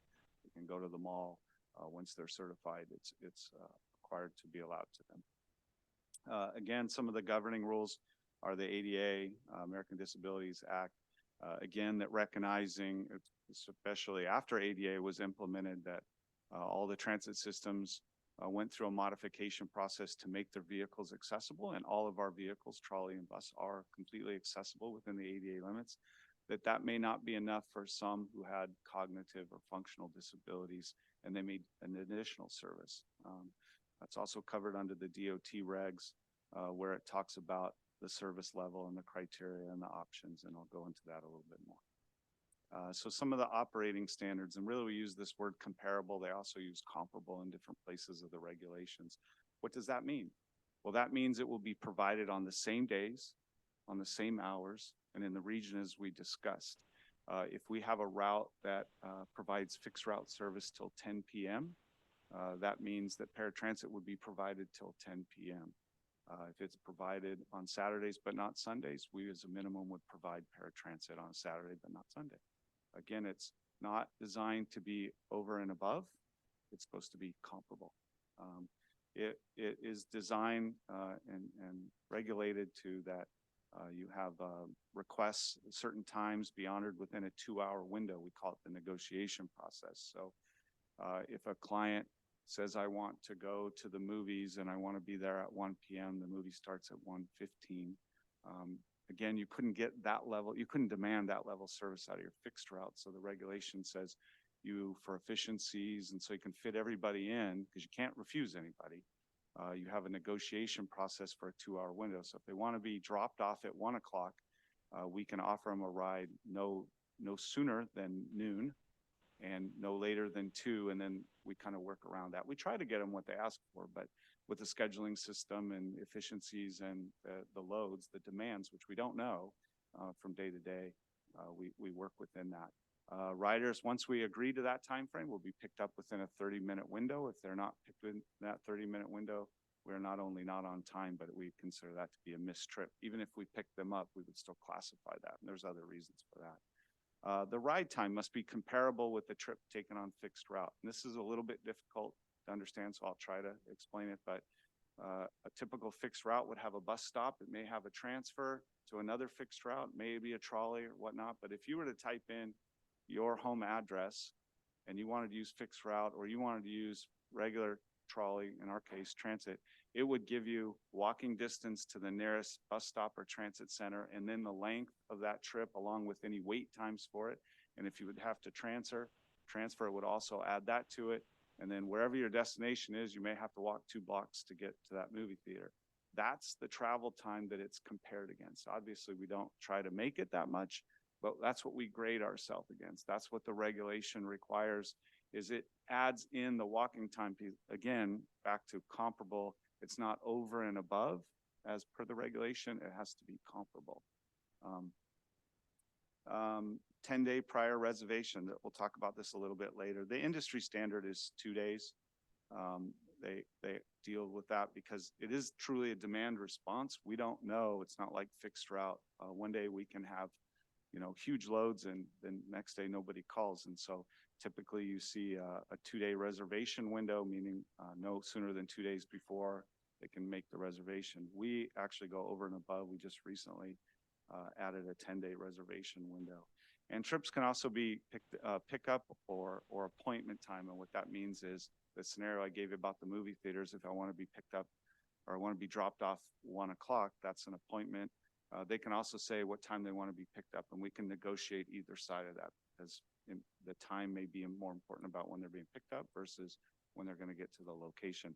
They don't know, we assume they don't know necessarily the appropriate travel time, so that's why that option is there. We provide curb to curb or door to door service. The difference in that is really we can assist them, or we will be requiring the operators to assist them to their door, not inside their residence. There's some limitations to it. We have to be able to still see the vehicle, because remember, there may be other clients on it, but we can carry their bags, things that you don't see with fixed route. It's a higher level of service. We do have, although it's not required in the regulations, we have a do not leave alone provision for people that maybe have cognitive ability restrictions, that their family members or caregivers are not comfortable with them being left alone. So we try to accommodate that, and we have provisions for that, meaning that if we went to drop them off and the people that were supposed to be there to take them a handoff process, then we have another procedure. We call, we wait, and eventually we take them back to where we got them, if that's the case. We hope it's not. They can also have a personal care assistant free of charge. So if they feel like they need someone to assist them or help them on their journey for whatever reason, that's free of charge. They can also take companions. They, along with the client, would pay whatever the fare is, unless they were riding on a coupon certification. The current fare cannot be any more than double the fixed route. So right now it's $5. It is costly, all these extra legal requirements and things that we do. As you can see, it leads to a significant increase in a per trip cost, about $58 per trip, compared to a little over $5 or $5.50 per fixed route. So eligibility certification, it's not open to everyone. We go through a pretty lengthy process that is defined through the regulation. Again, it's about their functional ability. Eligibility is not based on a diagnosis or a type of disability, because you could have varying levels of function, I guess, depending on what your diagnosis is. We do that process is obviously for trained professionals that we don't do in-house. We have a contract with a company, we call it MTM, or Medical Transportation Management. They're specifically trained to assess people's functional ability based on their, on their disability. That certification happens at our Imperial Avenue division, next to Jay and his team's office, so a lot of supervision with that. And Mike, can I jump in real quick? Yeah, absolutely. So they have to be certified. How do you get them down there to be certified? We'll cover that, but to cut to the chase, we provide them a free trip. If they're, whether it's a recertification, whether they're coming in from out of town, if they're a new client, we pick them up and bring them to our facility free of charge, and we give them a ride home also. It is a two-step process that includes a medical verification first from a physician, could be their physician, could be the VA, and then again, we do that functional assessment. The certification categories could be unconditional. It's wide open, any day, time, it doesn't matter what route. There are some, not a lot, but some conditional, and it usually has to do with the time of day as it relates to darkness and certain varying levels of, optical ability. It can be temporary, could be any one of us could have a temporary disability that prohibits us from riding fixed route for a short period of time. We have a visitor program allowance where people who are certified in other regions of the country or the state, where they can get basically signed up for us for a certain period of time to allow them to travel. And then ineligible, those are the ones that we deem, they're eligible to ride, they should be riding fixed route. And again, we talked about it's a two-part process. It's in person, and then there's an appeals process. There's a couple of different steps to that follow the regulation and follow our procedures in the event that someone is not comfortable with the certification that we've provided. And it could be for any level. Well, obviously, I don't think anybody would appeal unconditional, but any of the other possibilities. We do this, the operation of the access service, Jay's team, day-to-day oversight of them through First Transit. They do not only our paratransit, but our minibus operation, and they operate it out of Copley Park. The facilities in the vehicle are owned by MTS and provided by MTS. It is a turnkey operation, transportation, vehicle maintenance, HR, finance, scheduling, reservationists, the management of, there are some subcontractors. Again, it is demand-based. We really don't know what's going to be asked of us. And so to deal with those peaks and valleys, we've always had some subcontractors. Taxi has been a big provider of it. They don't necessarily have what we call wave vehicles or accessible vehicles. So a lot of our clients are actually not in the need of a mobility device. So only the people in that situation would be eligible for taxi. We do have some subcontractors with accessible vehicles, so they would then be eligible for that. It's not a lot of our service, but it does help us deal with some of the peaks and the valleys. The drivers have a pretty long list of specific certifications required by the federal government and by ADA and by the DOT and the CHP. Goes through them. The one that kind of sticks out is what we call the VDDP, or the Vehicle Developmentally Disabled Person Certification. We give some of the core training to our fixed route to deal with these type of things, but they get specialty training associated with that and a certification. And another kind of a nuance that people a lot of times are taken back by, the trips are not, all they're not all wheelchair or need mobility devices, whether it be a walker. I think it's about 35% actually use an accessibility device. So there are a lot of ambulatory people that have other reasons that would make them certified for not riding fixed route. Just a couple pictures of the types of vehicles. Primarily what you see in the top left is what the mass majority of the trips are provided on a daily basis. On the bottom right is also some vehicles that are directly operated by us and the contractor that are a little more efficient and accessible. They get into a little tighter driveways. That's another thing is we talk about where the trips are. When we negotiate the time, we also, if we haven't already provided a trip there or a departure or a pickup, we have to send people out to look and assess it to see if what vehicle can actually fit there. Every once in a while, it doesn't happen a lot, but we'll get some crazy location out in the middle of nowhere up and or we can't turn a vehicle around or it's not safe. And so we have to negotiate a different location.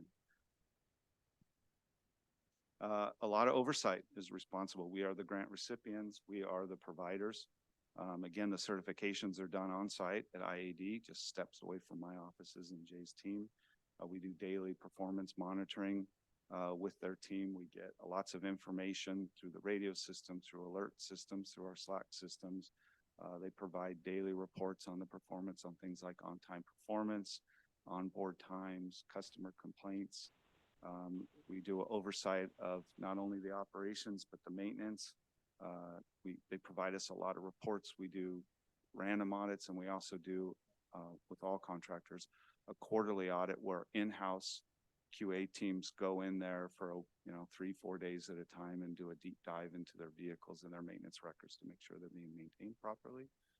We have monthly and quarterly safety reviews with myself and their general managers and their safety team. We go through what we call our risk registry analysis, where we identify all the risks or challenge and performances, and they provide us updates and plans on that. All complaints throughout the system here at MTS, regardless of what mode, actually goes here on the 8th floor to the MTS staff. So they don't get to, no contractor anywhere in the system gets to manage, negotiate, respond directly to any complaint in our system. It goes to our staff. Our staff reviews it, sends it out to the appropriate team, whether it's in-house or contracted, and it comes back directly to our team to review it to make sure it's appropriate. And then and only then would our customer service department then respond to the client in the appropriate amount of time. One of the big things that we're always looking for are barriers. It's very clear that it's an expensive service, and we want to make sure that not only we're compliant with the law, but we're doing our moral, responsibility. And so we're always looking for barriers that are making it less accessible. We have other oversights. We have members here on the board that are part of our ASAC committee, Chair, Mr. Goebel, and our Deputy General Counsel also has oversight of issues. I'm sorry, I said Goebel, Gastel. Sorry, I looked one way and pointed the other way. As soon as I did, I realized I looked up, I saw Steve, and I'm like, uh-oh. Anyways, our General Counsel has a lot of insight and oversight of the program. It is a very important service to us. So here's ridership. Probably no mystery. The first line, the top line red is COVID. That's pre-COVID levels. We ran about 40,000 customers per month. It did have some deviations, through times of the year, winter, weather storms, whatnot. But COVID obviously crushed ridership, just like it did with our fixed route, but at a much higher level. At the peak, we lost nearly 90% of our ridership in COVID. And it makes some sense. It was the most, at-risk customers in our region. And so we understood that, but we did provide service during COVID for those necessary trips. We saw a lot of the, trips to the malls and trips to beauty salons and stuff disappear, and it really became just the necessary ones to facilities for medical treatment in a lot of cases. And then you see basically from orange up to green the progression of ridership coming back. It has not come back yet.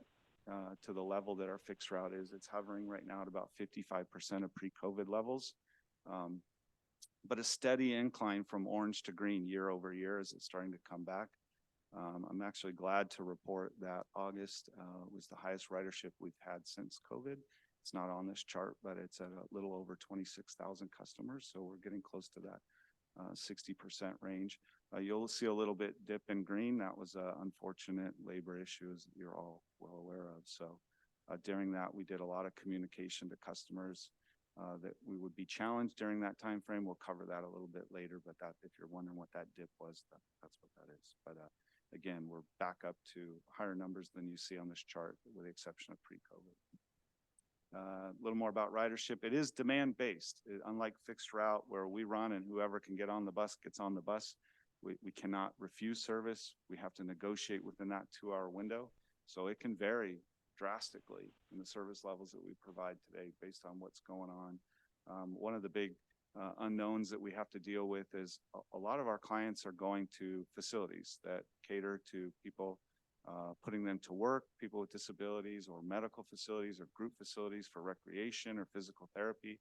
And depending on when they're open and not open, we don't necessarily, we communicate and work with them a lot.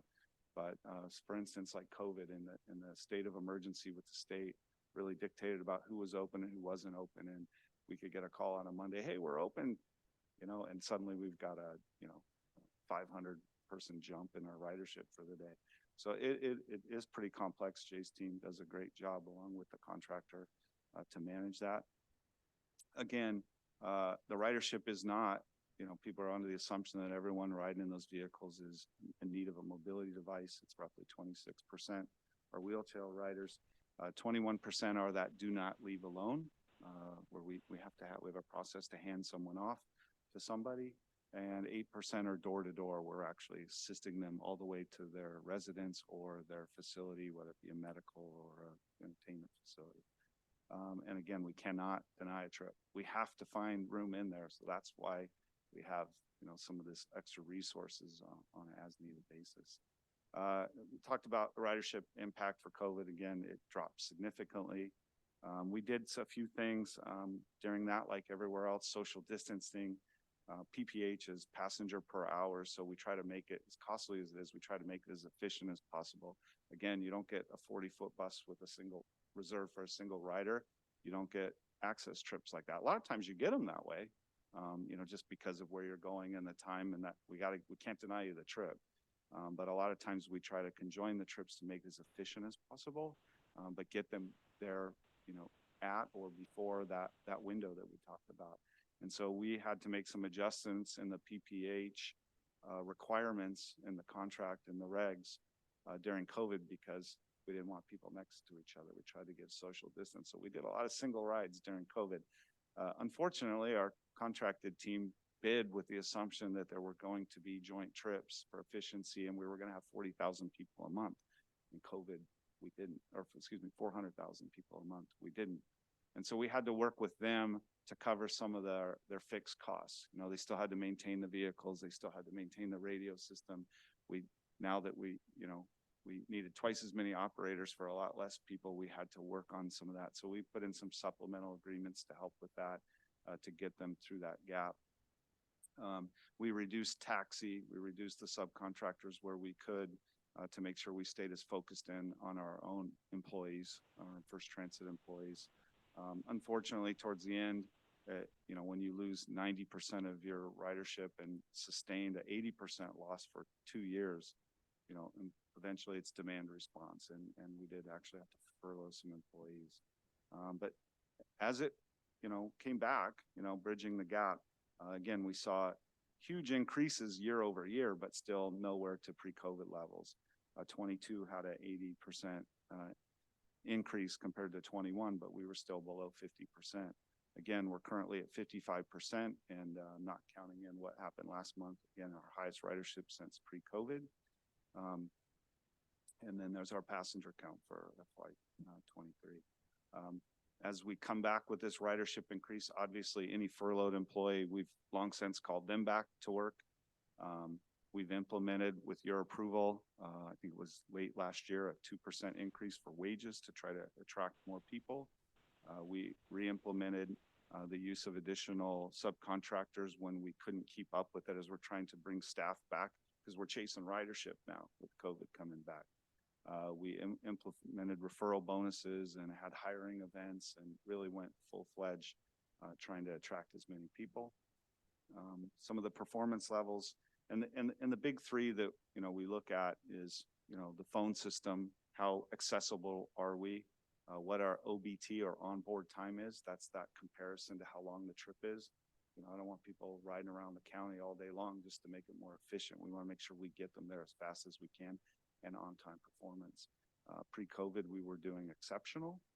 not only within the industry, but our own goals are higher than that, running at 90% on-time performance and on-board times, meaning that more than 90% of our trips were within that window of time. And then our call centers were doing really well. Missed trips, again, that doesn't mean we didn't provide you the trip. We'll always provide you the trip. That means it was outside that 30-minute window. So on a monthly basis, we're providing 400,000 people. We only had 42 that are outside of that window. That's a good number. During COVID, we struggled, not initially, because we had a large amount of staff and no trips, but as we went to wider PPH and couldn't make the vehicles as efficient, where we had those big vans in a lot of cases had one rider just to try to keep social distance early on in COVID.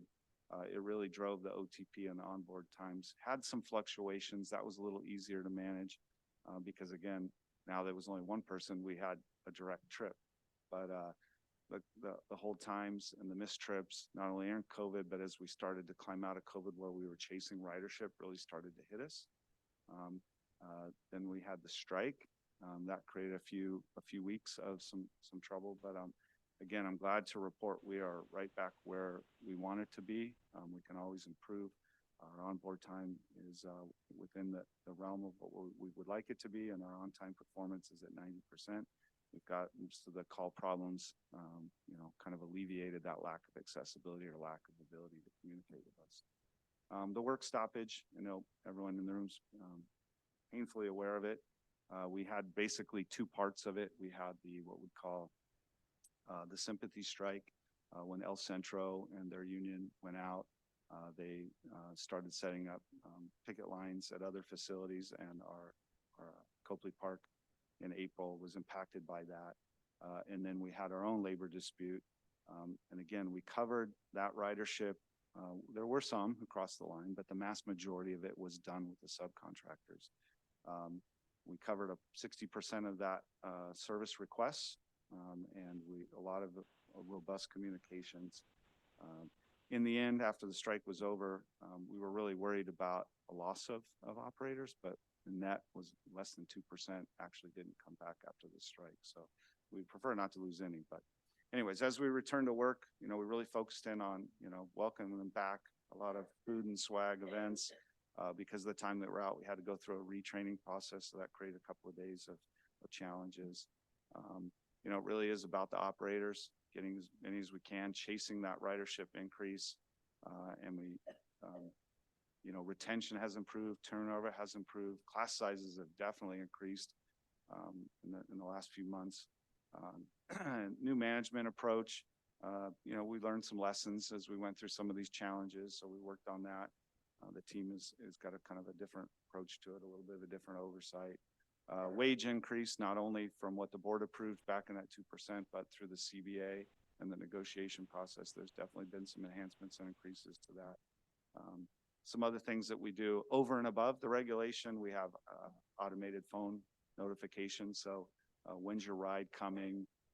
You can actually see your vehicle. Much like if you had an Uber or a Lyft, clients have that. We have a web portal for it. We also have a mobile application. We were working on a cashless fare system. We were hoping to have it in place this summer, but it's run into some PCI challenges. Travel training, trying to help customers through the challenges of not only fixed route, but paratransit, help them how to navigate it. Again, the automated ride tracking system. We do free rides to customers for 4 free rides if they use the app. It lowers the volume on the call center. Sometimes they don't like, myself included, they're a little hesitant to go to technology, but we kind of provide a carrot out there for them. We talked about the reservation window extension that we've had in place. The good news is we now see about 45% of our customers booking that in that new 3 to 10 day window, which shows that we provided extra flexibility and availability to them to schedule their trips. Another thing that we're working on and we hope to have in place by October is right now that certification process we talked about is a 3-year certification. So every 3 years you have to come back. We've done a couple of years with the data tracking to see how many people are re-eligible, get recertified when they come back after 3 years, and come to the conclusion, although it's above industry standard, that a 5-year certification may be more appropriate. Take a little bit of a load off of them, a little bit of a load off of us. So that's it. Happy to entertain any questions. So.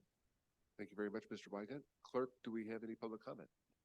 We do, Chair. Phone number ending in 3731. You may now unmute yourself. Hello, it's Truman. On closed session.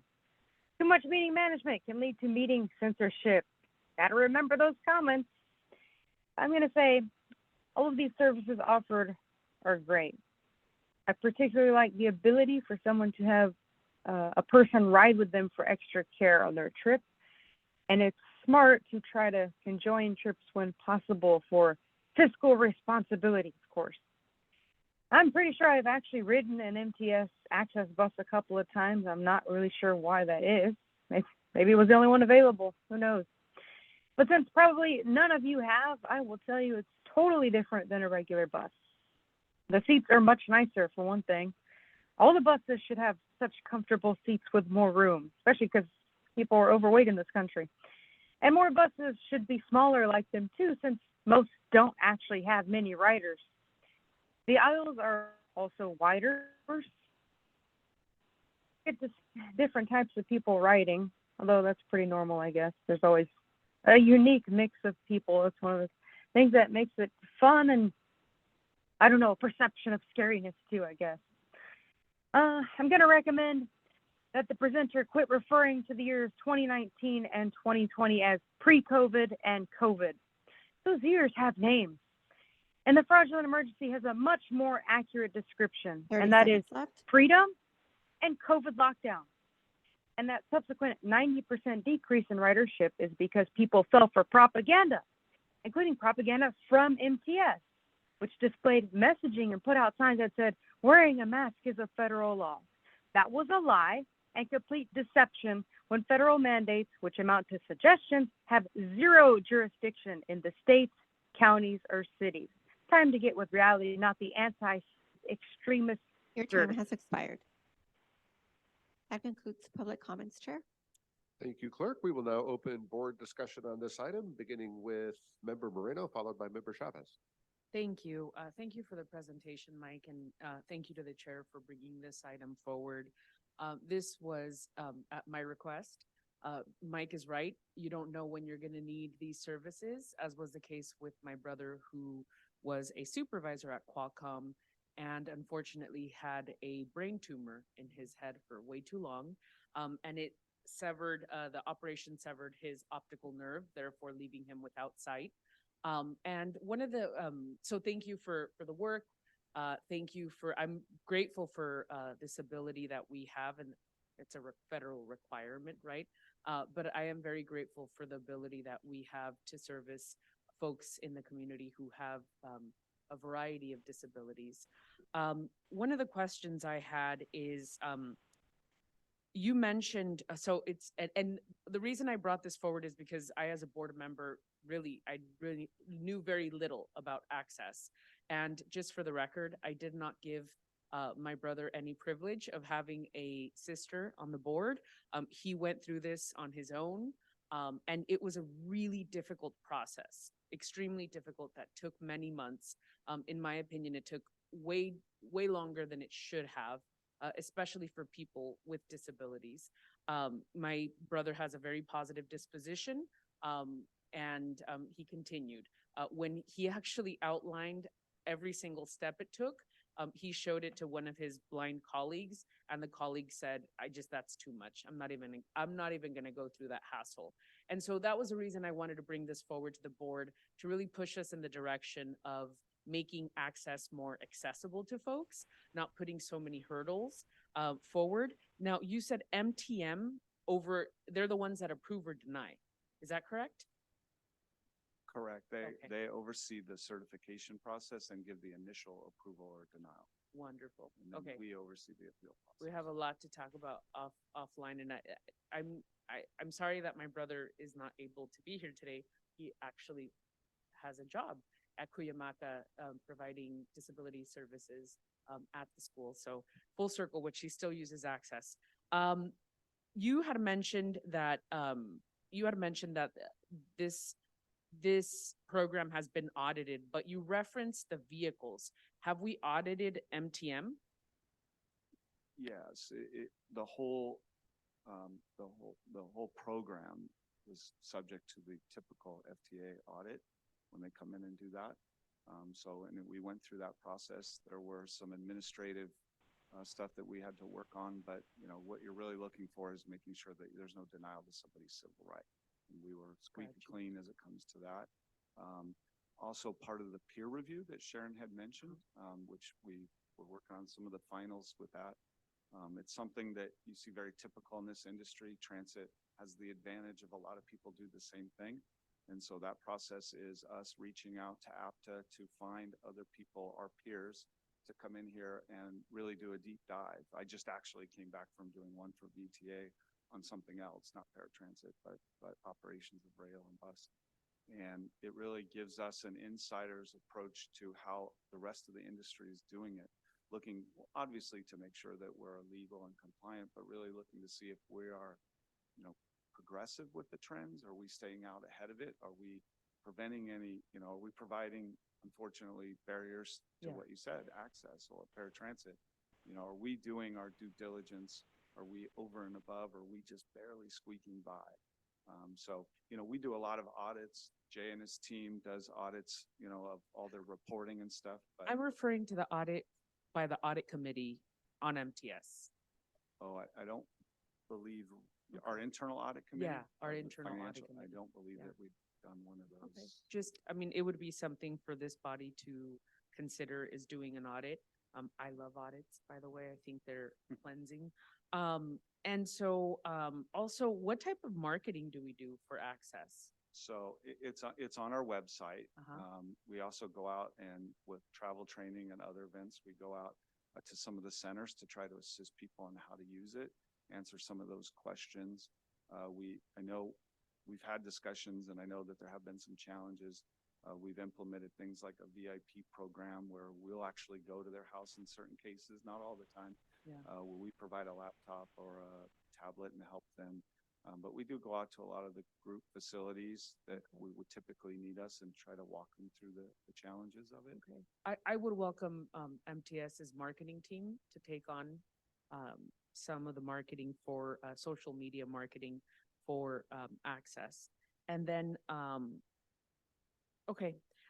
Well, thank you for the presentation. I think this is very enlightening and we'll continue to push this program as it is. Once you get in, there are some kinks to it in regards to timing, but I think any agency, any entity, any business has those issues. We have heard from the general public of family members being left. Unfortunately, I think we need to work on that, but so I thank you for your time. Thank you for the work that you guys do. And I think to be continued, right? This is something I'm going to keep on pushing. So thank you. Thank you, Chair. Thank you, Member Moreno. We'll go to Member Chavez, followed by Vice Chair Goebel. First of all, thank you for everything you did with this presentation. It was very informative. I recently got a call from a friend of mine from Los Angeles. He actually works with the city in Los Angeles, and he said his 89-year-old tia, his aunt, with her almost 70-year-old caretaker, visited a resident of Golden Hill, visited a bedridden sister of theirs in Chula Vista. And they were just talking wonders about this transportation and the system in MTS. And they were just saying how easy it was for them to just call the number and request it. And they were just, I think everything happens for a reason. And this is not a coincidence. And I just want to commend this service specifically. Can you imagine? I mean, aside from the beauty shops and whatever we were talking about right now, how important it is for someone that really doesn't have that support to be able to see their bedridden family and just at a click of a number, having this transportation. Aside from this, we know the medical services have their own transportation for her, per se, saying she has a walker and, she has someone that takes care of her at almost 70 years old herself. What a privilege we have here in our region to be able to offer this type of service that brings so much joy to someone that really doesn't have any other access to this. So I just want to commend you for looking at this, and to my fellow council member, Vivian, I just want to say that we always need to do better, right? This is what we're here for. And I think this is just moving us in a great and the best direction possible. I just wanted to give you that comment because such a unique experience was expressed to me not even two or 3 days ago. So thank you. I'll make sure the positive feedback gets to the appropriate person. Thank you. All right. Thank you, Member Chavez. Vice Chair Goebel. Thank you, Chair. Just a couple quick questions. If somebody wants to visit a family member who's outside of the MTS service area, San Diego to Carlsbad, could they be taken by MTS access up to Carlsbad, or does the destination have to be within MTS service area? Great question, and we have that covered. So there is a provision. We do a handshake exchange to our counterparts at North County Transit District, both on the eastern corridor and on the western corridor. We have, well, by law, you have a minimal circle of where you can actually transfer them, where we would meet and do this transfer between the two. So obviously we communicate with NCT in that scenario. Maybe they're going to Carlsbad. Several years ago, we built a kind of a bigger window so that if you're only like 3 blocks into NCTD's territory, we'll take care of you. We won't, allow you to have to sit on the vehicle or sit there waiting for NCTD to do that transfer. So we have a slightly bigger window than typically at that transfer point. But if you wanted to go all the way to, Camp Pendleton and you were getting a trip out of Chula Vista, yes, we would negotiate that. We will manage that. We'll pick them up. We'll take them to whether it be the eastern corridor or the western corridor transfer location, and we'll coordinate that with NCT where they will transfer them and they'll take them to their destination and vice versa on the way back. Some riders, maybe on the coast or in rural areas, the coast has steep driveways. That might be hard for a van to get down. Rural have long dirt roads to get through. Do you say, well, in those instances, we'll get a smaller vehicle, or do you say meet us at the curb? So every pickup and drop off location, if it's not clearly obvious or somewhere it's already in the system, we actually send someone out to go out there and assess it. If we can't do it through like Google Maps, it's not pretty obvious that way, and decide whether or not it's safe for the customer. Sometimes you can be asking us to drop off at a location that even the incline is too steep and it wouldn't be safe not only for the vehicle, but for the customer. And so at that point, we try to negotiate other ways. We're a little careful about limiting what vehicles because they can use, but we do try to make that accommodation. And that's why you see some of the smaller vehicles, even the in-house ones that we have, to try to accommodate those. If we can't find a safe location, then we start to negotiate a place where we can hand them over, whether it be down the street at a AM/PM or, at a church or something like that. I'm just thinking of a person who is, they just can't walk very far. Right. Yeah. It's maybe they're recovering from something. Maybe this is something. So Yeah. it sounds like you have options for sized vehicles or places. Thank you. You bet. All right. Thank you very much, Vice Chair Goebel. And Member Gaston. Yeah, thank you. And I really appreciate you coming and sharing this. Of course, it's things that we talk about in the Accessibility Services Advisory Committee. These concerns come up, and I want to remind everybody that Accessibility Services Advisory Committee is quarterly. That's actually meeting at 1 o'clock today, and we'll meet again on December 14th. And the advantage of the ASAC is that it has a variety of stakeholders that get together and facilitating access to coordinated transportation that I'm part of is one of those, is one of the groups that participates. Aging Independent Services, the county is another group that participates.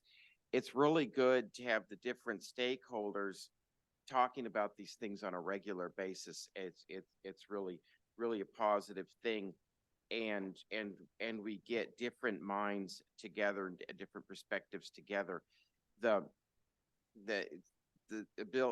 committee also has rider representatives, which is which is remarkably helpful, and caretakers are part of that. So I think that it'd probably be good for people to know that a lot of these things do come up on a fairly regular basis. And I think it might be good if we make sure that the minutes from ASAC are circulated, with regular reports to the full MTS body so that people can see these conversations taking place. And it's great to bring it to the whole MTS. I think that's a really positive thing. But some of the best conversations are actually when you get those different stakeholders and all the different groups that are involved with transportation together talking about it. So it's not just MTS. I can tell you FACT picked up a lot of the riders during the strike, and I think that cooperation between MTS and FACT was really remarkable and something that we want to continue to see. So thank you again, and let's make sure that people are in tune with what ASAC is doing, because I have to admit, before I was chair of ASAC, I didn't know all that much about it, and it's exciting, the work that gets done and the fact that so many different stakeholders are involved in discussing it on a quarterly basis. Thank you. And Chair Whitburn, I wanted to mention that we have the Chief Operating Officer for TransDev in the audience, Susan Swink. She wanted to be here to hear your comments. They are the provider for access services. They're our contractor. So I just wanted to highlight that she did want to hear from you. Very good. Thank you, Ms. Cooney. Ms. Swank, thank you for being here and welcome. It's good to have you with us today. Given the hour, we are going to move item 23, the Grants Administration Report, to next month's agenda. So we will look forward to hearing from Ms. Teon and Ms. Tour on that next month. We're going to quickly go through our remaining items. I understand we have public comment on the chair's report. Clerk, please move ahead with public comment on that. David, Roger, if you can please make your way to the podium.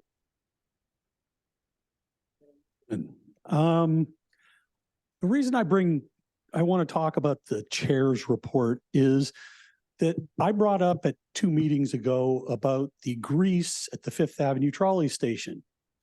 And I also talked about Ms. Cooney's style of operating.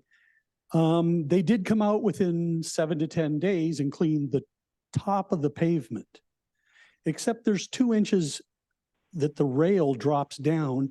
That's when Paul was the CEO, they actually took and dug it out and cleaned it up.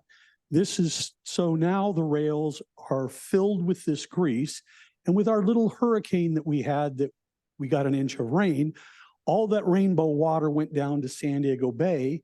And again, we're operating kind of, excuse my French, in a half-ass mode and not doing the whole thing correctly.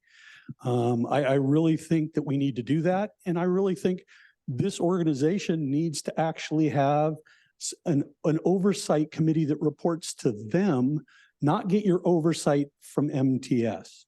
You need to have real riders and real people that participate in this so that you really understand what's happening. You can go and sit in their systems and what they're talking about, but you're not getting any real non-employee information. Thank you. Concludes public comments, Chair. All right. Thank you, Clerk. Thank you for the public comment. Just a quick plug. We got a big month coming up, and just to highlight a few upcoming events, Oktoberfest in La Mesa is going to be held right next to the La Mesa Boulevard trolley station. That'll be from September 29th to October 1st. We're expecting thousands of people to park at one of our transit centers and ride the trolley to Oktoberfest. And then Free Ride Day and Clean Air Day is coming up on October 4th. Transit rides will be free throughout the system that day. Looking forward to that. And then on October 15th, Rapid 227 is going to launch high-speed limited stop service between the Otay Mesa border crossing at Imperial Beach. It'll have a great connection to the Blue Line trolley at the Iris Avenue Transit Center. So lots of good things happening in the next month ahead and lots to look forward to there. Do we have a CEO's report? Just wanted to mention that trolley dances is back. For any of you who have attended it, it's a well-received dance performance that happens along our system, and they'll be doing it on the Blue Line to UTC starting this weekend. Very good. Thank you, Ms. Cooney. Are there any other board member communications today? Seeing none, the next Board of Directors meeting is scheduled for October 19th at 9 o'clock in the morning.